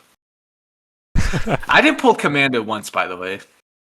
Oh, thank God. That's crazy. Was it Caleb 3-hit like 13 times? Caleb pulled hella commander games. I didn't pull a single one. I was low-key kind of annoyed. But it is what it is. It was fun. It was a lot of fun. I say I'm upset. I wasn't upset. It was just fun. I caused some drama in the Armageddon scene in my drunken stupor, which we'll see the effects of that. But because of it, I'm now playing with Taipan on my team, which is kind of exciting. So for That's Armageddon. awesome. On our team. On our team, yes, correct. But with Loveland, I don't know. We have a lot more insider info than these two and most of the other viewers. A part of me feels like they're trying to figure out positions a little too much. Like Positions? What do you mean? to the not positions, like tiers, like player rankings, to the point. Like, okay, are we just gonna overthink things, and then because we're overthinking everything, like people are gonna be in like bad tiers, or do you think that's not a real thing? Like, it's better to spend as much time as you can, like trying to perfect it. I think a lot of the discussion right now is kind of moot because the socials and the practice days will determine a lot of this. But also, I mean, me saying this right now kind of creates an incentive for people to sandbag the socials and practice and be like, wow, I suck ass, and then go into the tournament and like just casually like slaughter everyone. So I mean, maybe that's not the best idea, but like I don't know. I hope Who's we don't gonna have sandbag for 2 whole days though? At that point, like, yeah, why I are you don't even know. playing laser? Why are you even coming to these things if you're willing to That's what I thought, sandbag for? I'm a more gonna casual tournament? die out every game with negative points so I can be F tier. That's my goal. So like I hope people don't do that. I feel like we don't have a lot of people in the scene that would do that.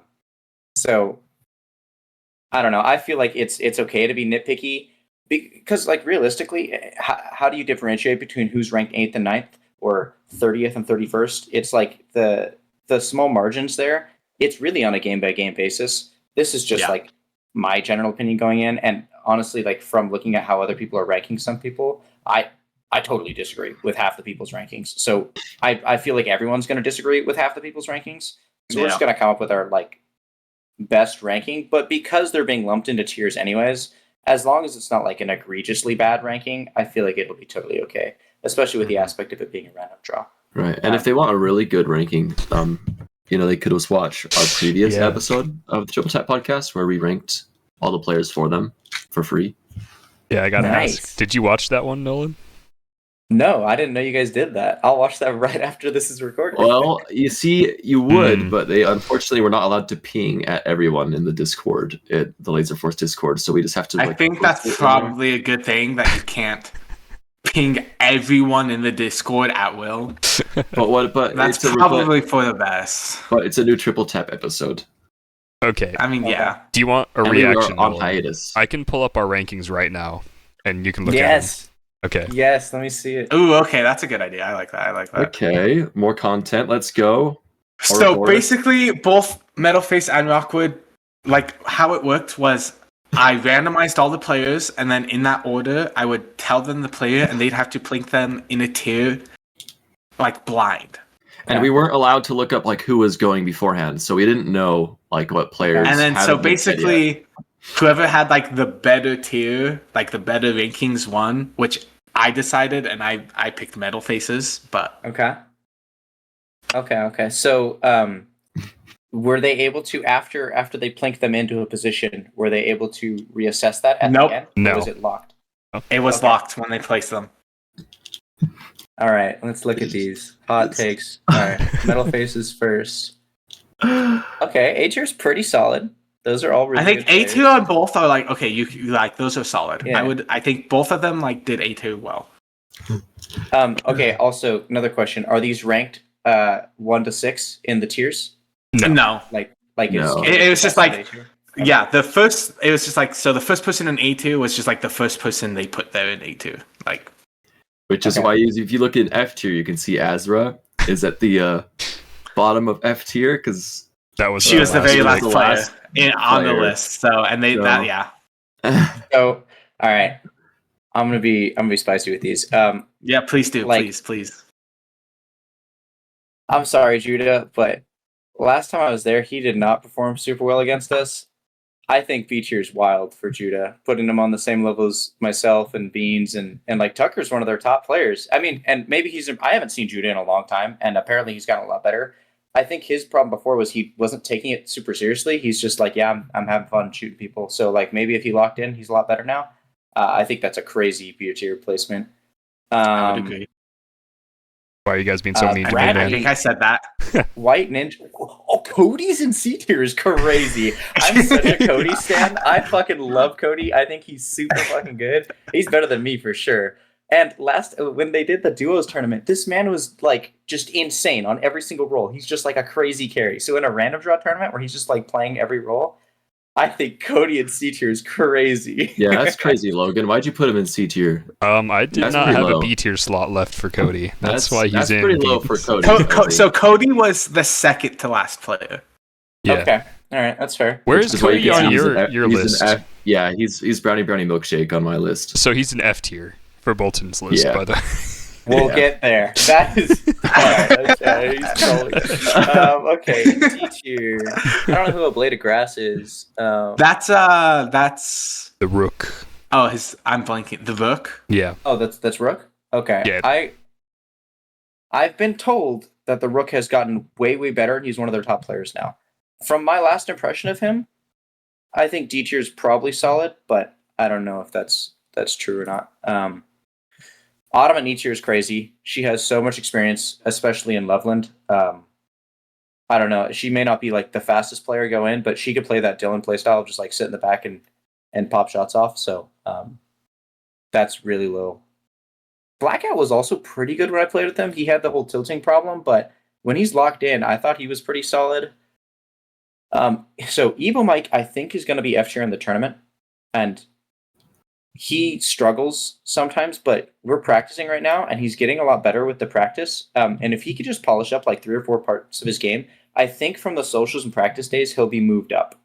Right now, he's a lower tier player, but I think with our practice, he's really polishing up. So we'll see. Azra and F tier, you're trolling. There's no shot. I do think Loveland as a site tends to overrate Azra. I think they really hold her up on a pedestal, and I think she's an amazing player. I think she's really, really good, but putting so much like high pressure on a player, and then if they don't live up to that, I think is really negative for a player. I think you should be a lot more honest about like how someone is currently and what their like upper potential was and stuff like that. So F is way too low, but I think Loveland a lot of the time like really says like Azra's just incredible, amazing, and it puts a lot of stress on her. So I don't like when they do that either. Totally agree. That's okay. why I think that's why Rock would put Metalface in E2. It's true. Metalface Yeah. in is pretty high. That's He had it coming. He put me in D tier, so I had to one up him and put him in E tier. All right, A tier makes sense. B tier, actually pretty similar. Same take on Judoku. I don't know. I haven't experienced. I met Liz when she was a brand new player, and that's my only experience with her. So I don't know enough about that. Huh. I Simply Okay C tier is crazy too. That man's Well, crazy. He's so good. Here's the thing. I was way too nice on the first half of my placements and like filled out my A and B and C tiers really fast, and then all I was left with was like my D, and especially You had like 4 F tiers at the end, I swear. And so then like these like players who should definitely be ranked higher, and I didn't have any slots for them because I filled up a lot of the higher tiers first. Because I'm going to be honest, I recognize a lot of these names. I could not tell you who half these people actually are, like face to face. I'm just bad with faces, so I just kind of throw vibes out there. So the very first player was Old Man Than, and from the rankings, from the very first player, I was like, okay, they're gonna this is gonna be a little messy. I could tell. Logan put him C tier. Logan, what are you smoking? You put in B tier. What are you smoking, bro? I love Than. I think he's a great resupply player, but I think like especially 3-hit in Loveland. That's right. I put him there because it's right. He's gonna get struggle. injured, and that's not his fault. But yeah, the Azra Brownie Brown and Milkshake F tier. Yeah, Raiden JL D tiers. That's wild too. That's a swap for sure. Azra and Raiden. Like I don't know, maybe he's gotten better, but last time I was there, he like when he was on my team, I was just triggered. I'm like, dude, what are you doing? Like as a home site player, you should know better, but I don't know. Hopefully he's better now. So my list is better, right? Would you say I won? Yeah, whose list do you think is better? I picked Metalface, so I'm curious if you agree or disagree. You should have had him pick blind before you told him which one you think won. Yeah, maybe we should have not revealed the names, but oh well. I think that there's in Metal Faces, I would shift people up 1 or 2 more than in Rockwoods, but in Rockwoods, there's a couple that are like 4 tiers off. Like Simply Okay, Azra, Brownie Bounty Milkshake, Raiden GL. These are all Autumn wild takes. So I think I agree. Metal Faces is more similar to what I would put. Well, ladies and gentlemen. No, wait, According to Rockwood, the objectively wrong opinion from Sweets for the first time. But there's one thing you failed to consider. Were we ranking this purely off skill? No, it's also how we viewed them as people. That's what you said, not me. Azra's an S tier person for you? Azra is fucking S++ Z tier.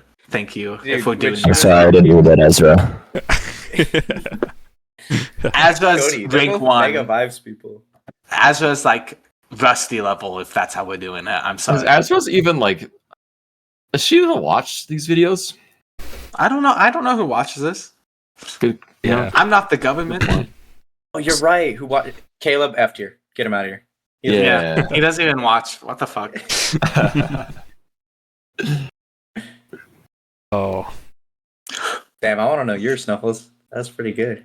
I actually, before we did the rankings, for actual rankings, I ranked all the players privately myself, how I thought it would be.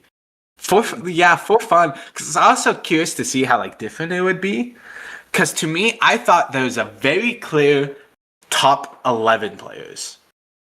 And then with the 12th player for that final B-tier slot, that's what got tricky for me. I felt you could fill that with a couple players. Where'd you put Logan? No, don't tell me. I mean, I can pull it up. Oh, no. I won't show it, but one sec. If I can find it. You should at least tell us where you put the 3 of us, as in me and Nolan and Logan. Nolan I put in B-tier.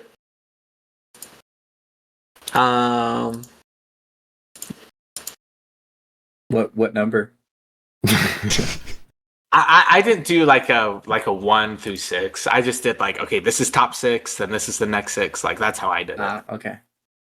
Grouped them. So I put you because I felt there was a clear top 11. I thought it was Mischief, Josiah, Slaughtermelon, me, DK, Simply Okay, Beans, Cody, Odin, you, and Tucker. I was like, that's the top 11. Easy for sure.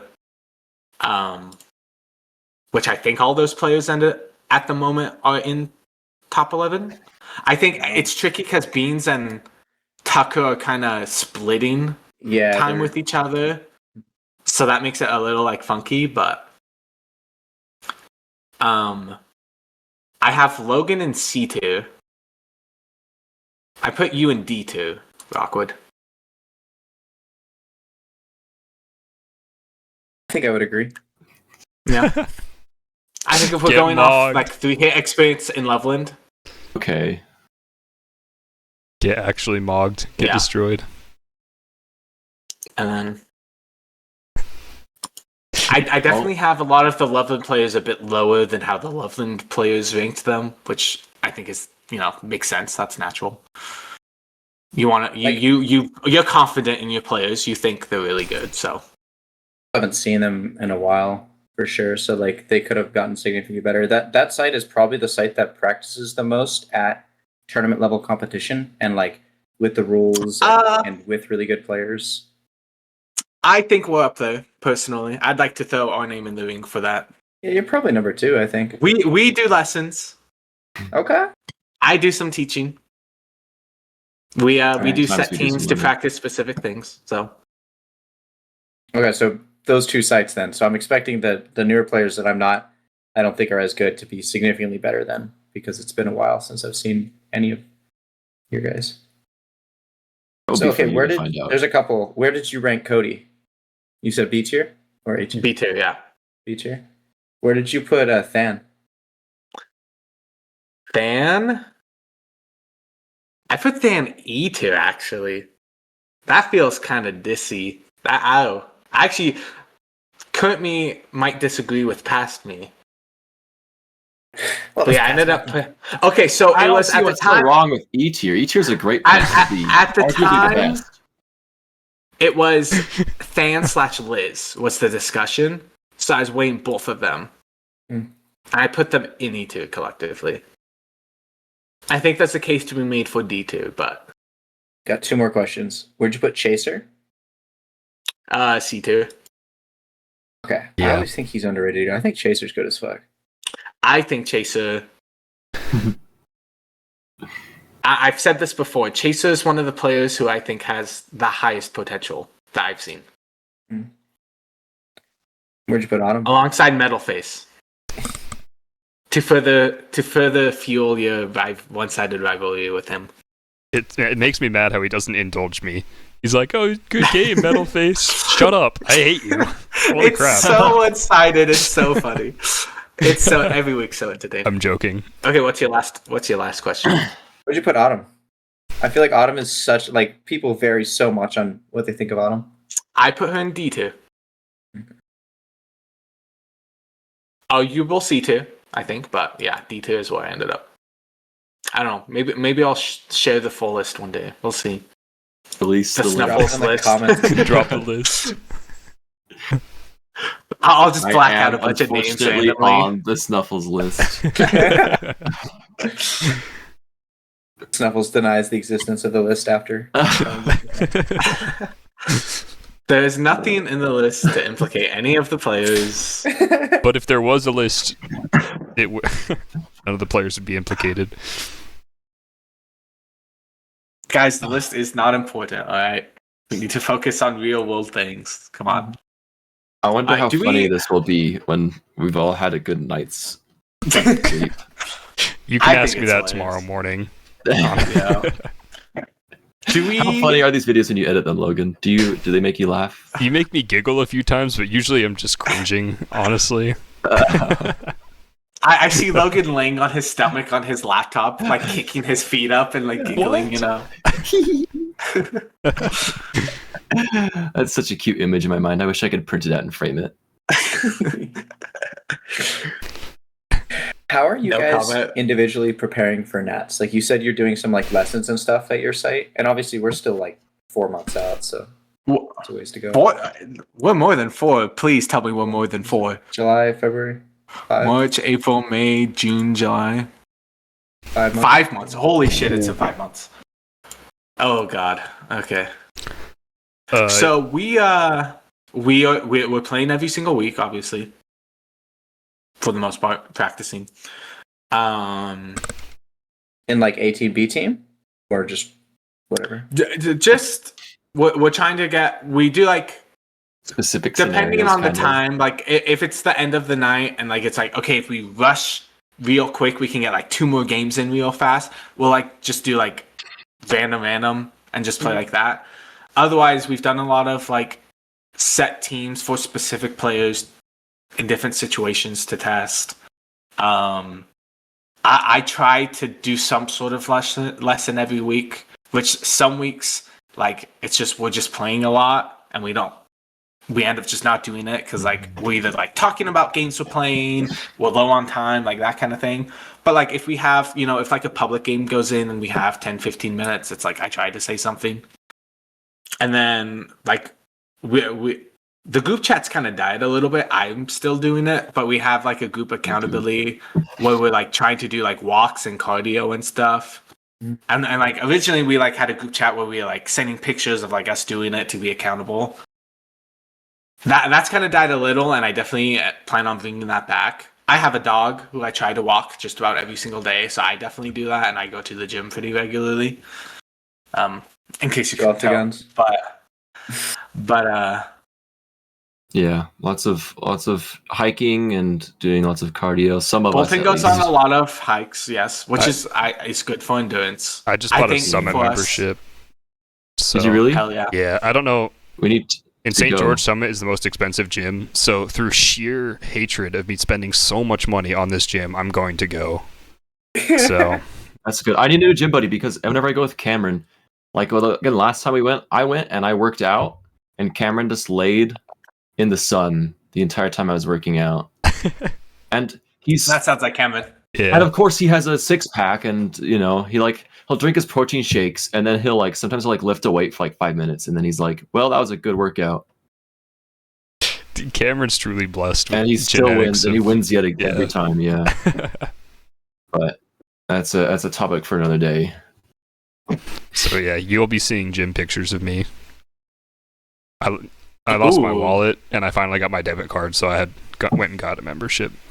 It was supposed to be sooner, but Logan and losing his wallet, dude, I'm surprised even it took more this iconic long. duo. Pretty much every day I sit down and I think I lost $600 in cash in my wallet, and I just sit there for 5 minutes and I get really upset about it. So if I lost $600, I'd have a manic episode. You'd be on the news yeah, at night. yeah. How many months of gym membership is that you just lost? A year. Oh no. No, yeah, that is a year. Yeah, it's roughly 50. Yeah. Mm-hmm. Imagine paying for a Summit membership. Who said that? What do you do to get your Summit membership? How many dicks have you sucked? None. I'm just a smooth talker, and happened to be in possession of a Summit card. I convinced them that when it was scanning and it wasn't going through, I convinced them that I was someone who I'm not. And now it's linked to my card, and now I get in for free. Please, you're gonna have to cut that. You're gonna have to cut that, please. You have to cut that. Actually, though, the Summit enforcement team's gonna learn and kill you. Yeah, they're gonna watch our super popular podcast and be like, "Wait a second." Listen, all I'm saying is, my parents. All right, listen. Never admit to doing a crime on the internet unless it's really funny. That last part with my. I don't think that last part was them, but yeah, that was you. It's there forever. Unless you cut it out.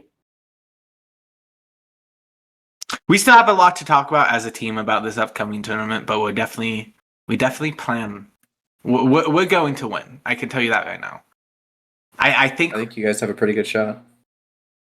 I feel like we're probably going to be underdogs, just because we have, if we don't have Thunder type of deal, it's okay, it's a lot less experience. But I have the delusion that we can win, and if you don't have delusion, you're not destined for greatness. Yep. Yeah, that's my opinion, and that applies to all aspects of life. I've discovered. And that's why I stopped taking my Adderall. I'm joking. That's a joke. I know. Sure thing. I'm crazy regardless. Oh man. Do we know the format for Loveland? What do you mean? Have they announced what the format is? I honestly, there's been so much text in the group chat. I can't remember. I don't think they've done any. Do we know if it's a round robin or okay? I genuinely Joe and DK were discussing that, and I think it was depending on the number of teams. Now that we have the number of teams locked, I think I'd have to scroll up to it. It's somewhere in the chat that Joe. I think Joe knows. I don't know. Okay, Joe, but we don't know. Comment down below what the format of the tournament is. Yeah, Joe, if you can give a detailed explanation in the comments. Joe, if you could also like and subscribe and share this video with everyone you know at your next laser tag nightly, weekly meeting, please show this to all of your players and make them all subscribe and share in turn. Thank you, Joseph. Make sure Thank you send it Joseph. to the Summit admin team. Yeah, thank you, Joseph Leopold Lee, as Slaughtermelon would say. Yeah. All right, Nolan, is there anything else you want to talk about? Any last bold statements you want to make? How we're preparing for the tournament, it's kind of unique, I feel like. I haven't prepared for a tournament like this before. Like on previous teams, I did like team meetings and stuff, but we didn't have a site to practice at, or we'd have a site to practice at. It's kind of one of the two. This one we do have a site to practice at, Invasion, but they don't play by tournament rules there, and we likely won't be able to do like scrims or like have our team or have our team versus another team, maybe in like parts, but it's run very differently there. And obviously we're playing against players that pop shot, don't show their shoulder, and like we don't play with backtracks, we don't play with like any sort of like refereeing stuff like that. It's not like full blatantly cheating, it's just a different game that they play there.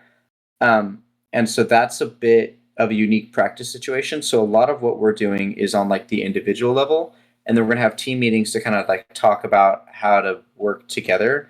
But my biggest concern is we're gonna come in and we're not gonna be practiced on like backtracking or something like that. It's just not something that the players will think about because they don't. We don't do that. There's no point to do that in Invasion because people ignore it. They'll just walk in, and so we're gonna have to like start grinding that just like personally without like any consequences in the game for that. So that's kind of weird. And then we do have Lost Worlds, which is the laser tag in LA that I'm hosting a thing bi-weekly at up there. Originally it was me and Manette, but she has a kid on the way, so she can't do that anymore. Congratulations. I had no idea. Congratulations. Oh yeah, that's exciting. It is public. It's on Facebook. It wasn't. Okay. I'm not revealing. I never go on Facebook. So You heard it here first on the Triple Tap podcast. Yeah. she's actually delivering the baby live. We will Live. Tune in next week. Exclusive Triple Tap. Where we rank Manette's baby.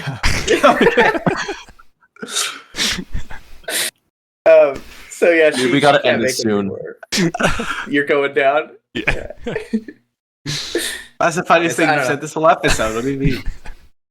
So I think like we're approaching the funny danger line, you know. Yeah, for sure. The line that you hit at the end of like the live stream of the tournament, where you're just going off the rails. Dude, Bolton was going nuts at the end. Listen, It's the most entertaining part of last year. I'll stick you in a box where it's 100 degrees outside for 12 hours. You have to commentate by yourself, and the only piss breaks you'll get are when they happen to show one of the 5 player submitted videos that they have. Only the twin one, right? Because the twin one was the only one that was long Don't get me enough. wrong. Don't get me wrong. The best one, enjoy too. doing The it. twin one was peak. So That's good. pretty good. Just be BDRL clear. forever. I did enjoy it. I enjoyed it. Thank you for everyone who made that possible. That was a lot of work I went to it, and I'm really humbled and flattered that they allowed me, for whatever reason, to be the guy who got to be in front of all their hard work. But man, it was pretty brutal. It was pretty brutal. So Would you do it Yeah. again? hell yeah.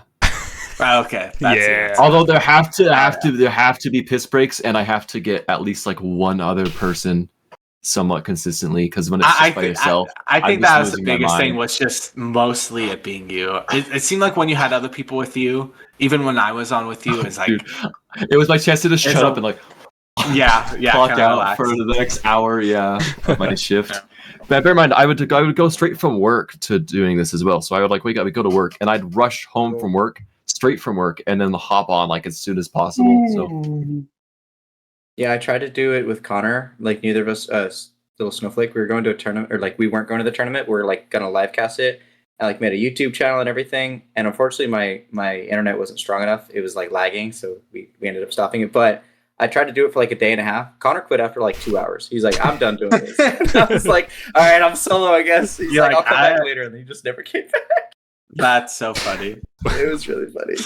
You know, he went and just queued up like a game of League or something. Literally, yeah. He's probably like, knowing Connor. done with this. Yeah. That's It was so fun, funny. though. I love commentating. I think it's super fun. I love when Loveland like had it just open and anyone can go do it. That was pretty cool. yeah, no, that's definitely where I realized like, holy crap, I really like doing this. So I should do something like that again. The Loveland one was interesting to watch back because there's a lot of people just talking shit on our team while we're just fisting everyone. That was pretty funny. They ate I us will because say. they ate us. Yeah. There were some wild takes from people that like come on the stream. I'm like, they've played like under 100 SM5 games. They're coming. They're like, this person sucks. And you're like, who are you? Like, this person's the best player at the tournament. Yeah. So what are you talking about? I love giving everyone unfettered access to the live stream. I like the chat interaction. That was fun. Yeah. No, that commentary is definitely very enjoyable. For sure. For sure.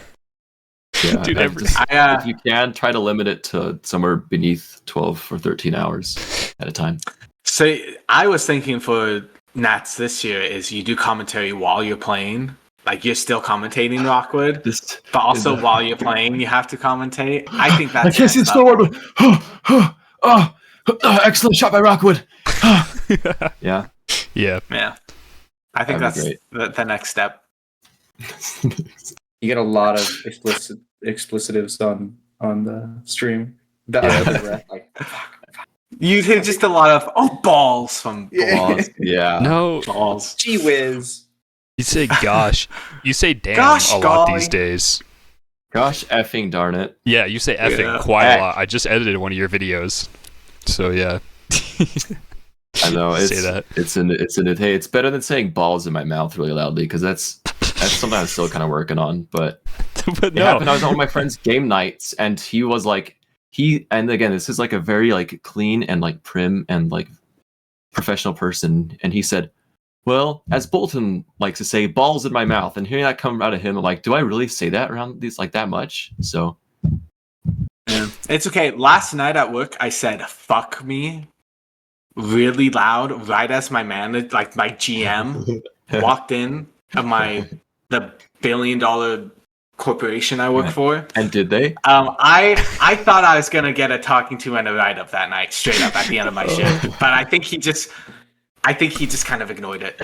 Either he just straight up didn't hear me, or he chose to just ignore it. So What happened? shout out to my Why GM. did you say that? So I was just goofing around with my coworker Chelsea, who's like this 40-year-old woman who we just give shit to each other. Love her to death. I love her. But that's just like a relationship, is just shit talking and stuff. And I don't remember exactly what we were talking about, but it ended up with me. Cause it was Thursday night, it was like kind of I work in a restaurant, so it's kind of, I'm a server. It's kind of doing a rush. It's a very nice And restaurant. I'm at the front drink station, which isn't like in the lobby where the guests are, but it's like next to it. And like, if you're too loud, people can definitely hear you. And it was loud because it was kind of busy. And so we're talking and giving shit. And it was like, right as I said, well, fuck me, really loudly, it got really quiet all of a sudden. And the GM like walked into the room at that time. I think I could do you one better. Dude, I felt, yeah.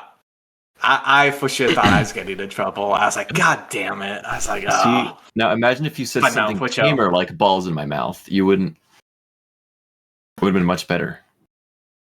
I made a horrible joke in front of.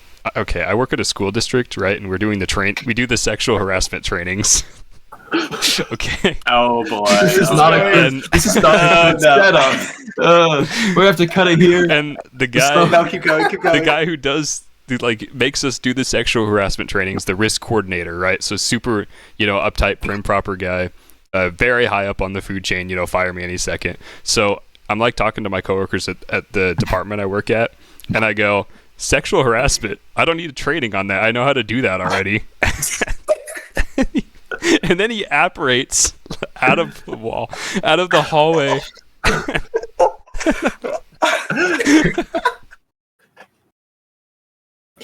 Not at the school district. There's no students, like we're in an office, but But Bolton's the one. Bolton's the one who says everything. Bolton's the loose cannon. and I look at Chandler, my coworker. Who It plays was laser Chandler. It was Zeta. I was with Chandler. Yeah, I was like.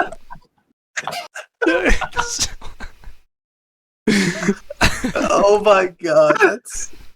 What happened? Did he hear you or say anything? If you heard me, he ignored me. Thank God. You and me, Bill, we just got hella lucky, I guess. That's Yeah. crazy. That's oh my god. While we're on it, I was at work actually. This is like 2 weeks ago, and I walk in to the back because I'm just bored, and my general manager's there, and his hat's off, and I always forget he's bald, and like his hat is always on, but it was off, and his big bald head was sitting there. And they were talking about something about like him and this other coworker of mine were talking about like the nature of life and like reincarnation. And I said something like, "Yeah, Robbie must have done something horrible because he got reincarnated as a bald guy." And then he's like, "Bolton, just for that, I'm putting in a raise request before I leave." So the last thing he ever did as the general manager was put in a raise request for me for calling him like fat and ugly and bald. So only you could call someone fat, ugly, bald, and get a raise request. It's crazy. Nolan, anything you've said to a GM? I can't turn off my gamer talk, so I've gotten my boss. Whoa. That's the stream has ended on Discord. Logan. Yeah, what the hell? Yeah, Discord like hard crashed on me just now. Uh-oh. So I didn't Does get that. that. Mean that there's no visual, get but that the audio's story. still there, though, right? No, I didn't get the whole story Bro. because Discord crashed. We didn't get Nolan's Really? story or my story, or I got your story. I didn't get Nolan's story, unfortunately. no. Was it good? Oh my gosh. I'm sorry. It's silly. Fired. It did not live Oh. up to the Bolton story, though, so it's okay. I'm sure it did. That's so sad. I'm sorry. Are we back? Happens. Yeah, we're back. We're so back. Okay. Long story short, what you missed is I talked like a European League of Legends player. So that's kind of the gist of it. And also, And Nolan met the president of the United States at work, so Yeah. Mhm. And Nolan got his Yeah, boss buddy. to talk like a gamer. Which one of these is Which- true? One of these statements is a lie. comment down below which one you think is false. Please. Comment. Please. I don't think you got Please. I don't think you met the president at work. I think you're lying to me. It's crazy. What if he works at the Fun White House? fact, I served Mitt Romney like a year or two after like the presidential election he was in. I served him oh shit, what was it? Bread pudding. That's so funny. Really random, but yeah. Good old Mitt And I Romney. told him, I said, I would have voted for you. I wasn't at the time of the election, I was not like 18, so I couldn't. And it was a joke. Were you trying to get that sick did- tip? Dude, he just I wasn't even a server at the time. I was it was when I worked at Nito's, which is like a local Utah like cafe place. And apparently he loves Nito's, and he'd go like in Salt Lake, he goes to the one up there all the time, allegedly. But here in St. George when I worked there, he showed up once. And I said that, and he just like looked at me. Like, huh? And I was like, That's a really weird okay, thing to never say. mind, you suck. But I thought it was funny. I thought it was funny. I was like, Messing with you. you know, like for the record, I would have voted for you. He's I like, don't fuck know. off, kid. Like, Yeah. So I was like, okay, screw you. Never mind. Bro, I think Obama, planning- 2028. Let's go. Bring it back. planning on a presidential runner is pretty funny. That's pretty epic. Definitely a highlight of my life, I will say. I was like 17 at the time, so. we're entering dangerous territory of the 1 a.m. political talk. Yeah, we're talking about Yeah. politics. So Nolan's So what trying do you to guys go think for it. about the Shut Bad down. Bunny's halftime show coming up? My coworker certainly had an opinion about it today. I was like, dude, I'm the wrong person to talk to this about. Anyways. Well, Nolan, how anything would, else we have? How would you rate your experience here today? My cheeks hurt from smiling so much. These cheeks. So, I'm glad we it's a could good put a time. smile on your face. I'm glad we could make your cheeks hurt. Yeah, there we go. You guys always make my cheeks hurt. It's great. Especially after playing against fucking Snuffles getting missiled. He just puts them in one after another, no lube. Yeah, constantly. Hey man, you just gotta go for it. Can't be afraid. Foreskin and all. Just Okay. Bolton, you wanna sign us off? thank you so much, everyone, for joining us on this episode of the Triple Tap Podcast. Joined, of course, by our most favorite guest ever, Nolan, aka Sweets. Again, make sure you triple tap that like button, triple tap that subscribe button. Make sure you turn the notifications on. Make sure you triple tap that comment section and post comments. Make sure you triple tap link to this to your grandmother's casket at her funeral. Rip Granny. And make sure to buy one of Nolan's laser engravings. We're bringing some for sure. Yeah. Yes, because he makes really cool laser engravings. He does dog tags. He does shot glasses. All at a very good price. See, this one says Rockwood. That's pretty cool. And then Scout. That's pretty cool. And I got another one that says St. George Sunbeams. So sunbeams are pretty cool. We like this. Look at that. Isn't that so cool? So make sure to do that. And make sure to call your mother and tell her that you love her. Hi, Mom. I love you. I think she watches this. Bolton's mom. I also love you. All right. And that's where we're going to have please, Logan, please hit that. Please end it.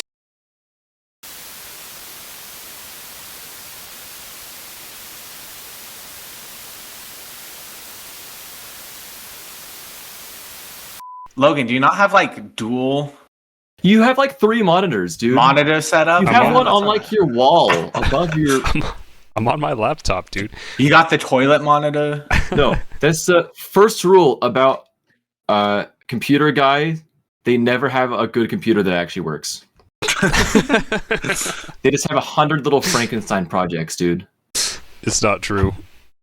Heaven You can't forbid prove it. Logan uses his $5,000 gaming PC. Well, my girlfriend's asleep. You don't in understand, The room. Bolton. His It has to. girlfriend's If it asleep. doesn't run on Linux and only half work, it's not a good PC.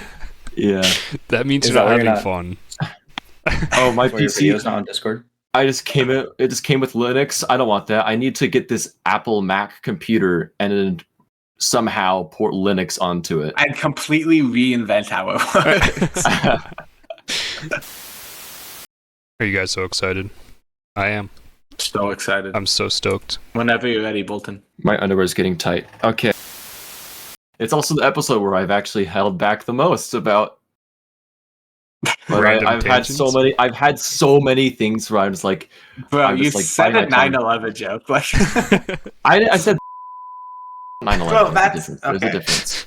You Okay. held up your pills straight to the Sorry, camera. 'cause I don't know. No context. You just held like a bottle of pills right up to the camera. Dude, it looks like cigarettes. It straight up just looks like cigarettes. Like, look at that.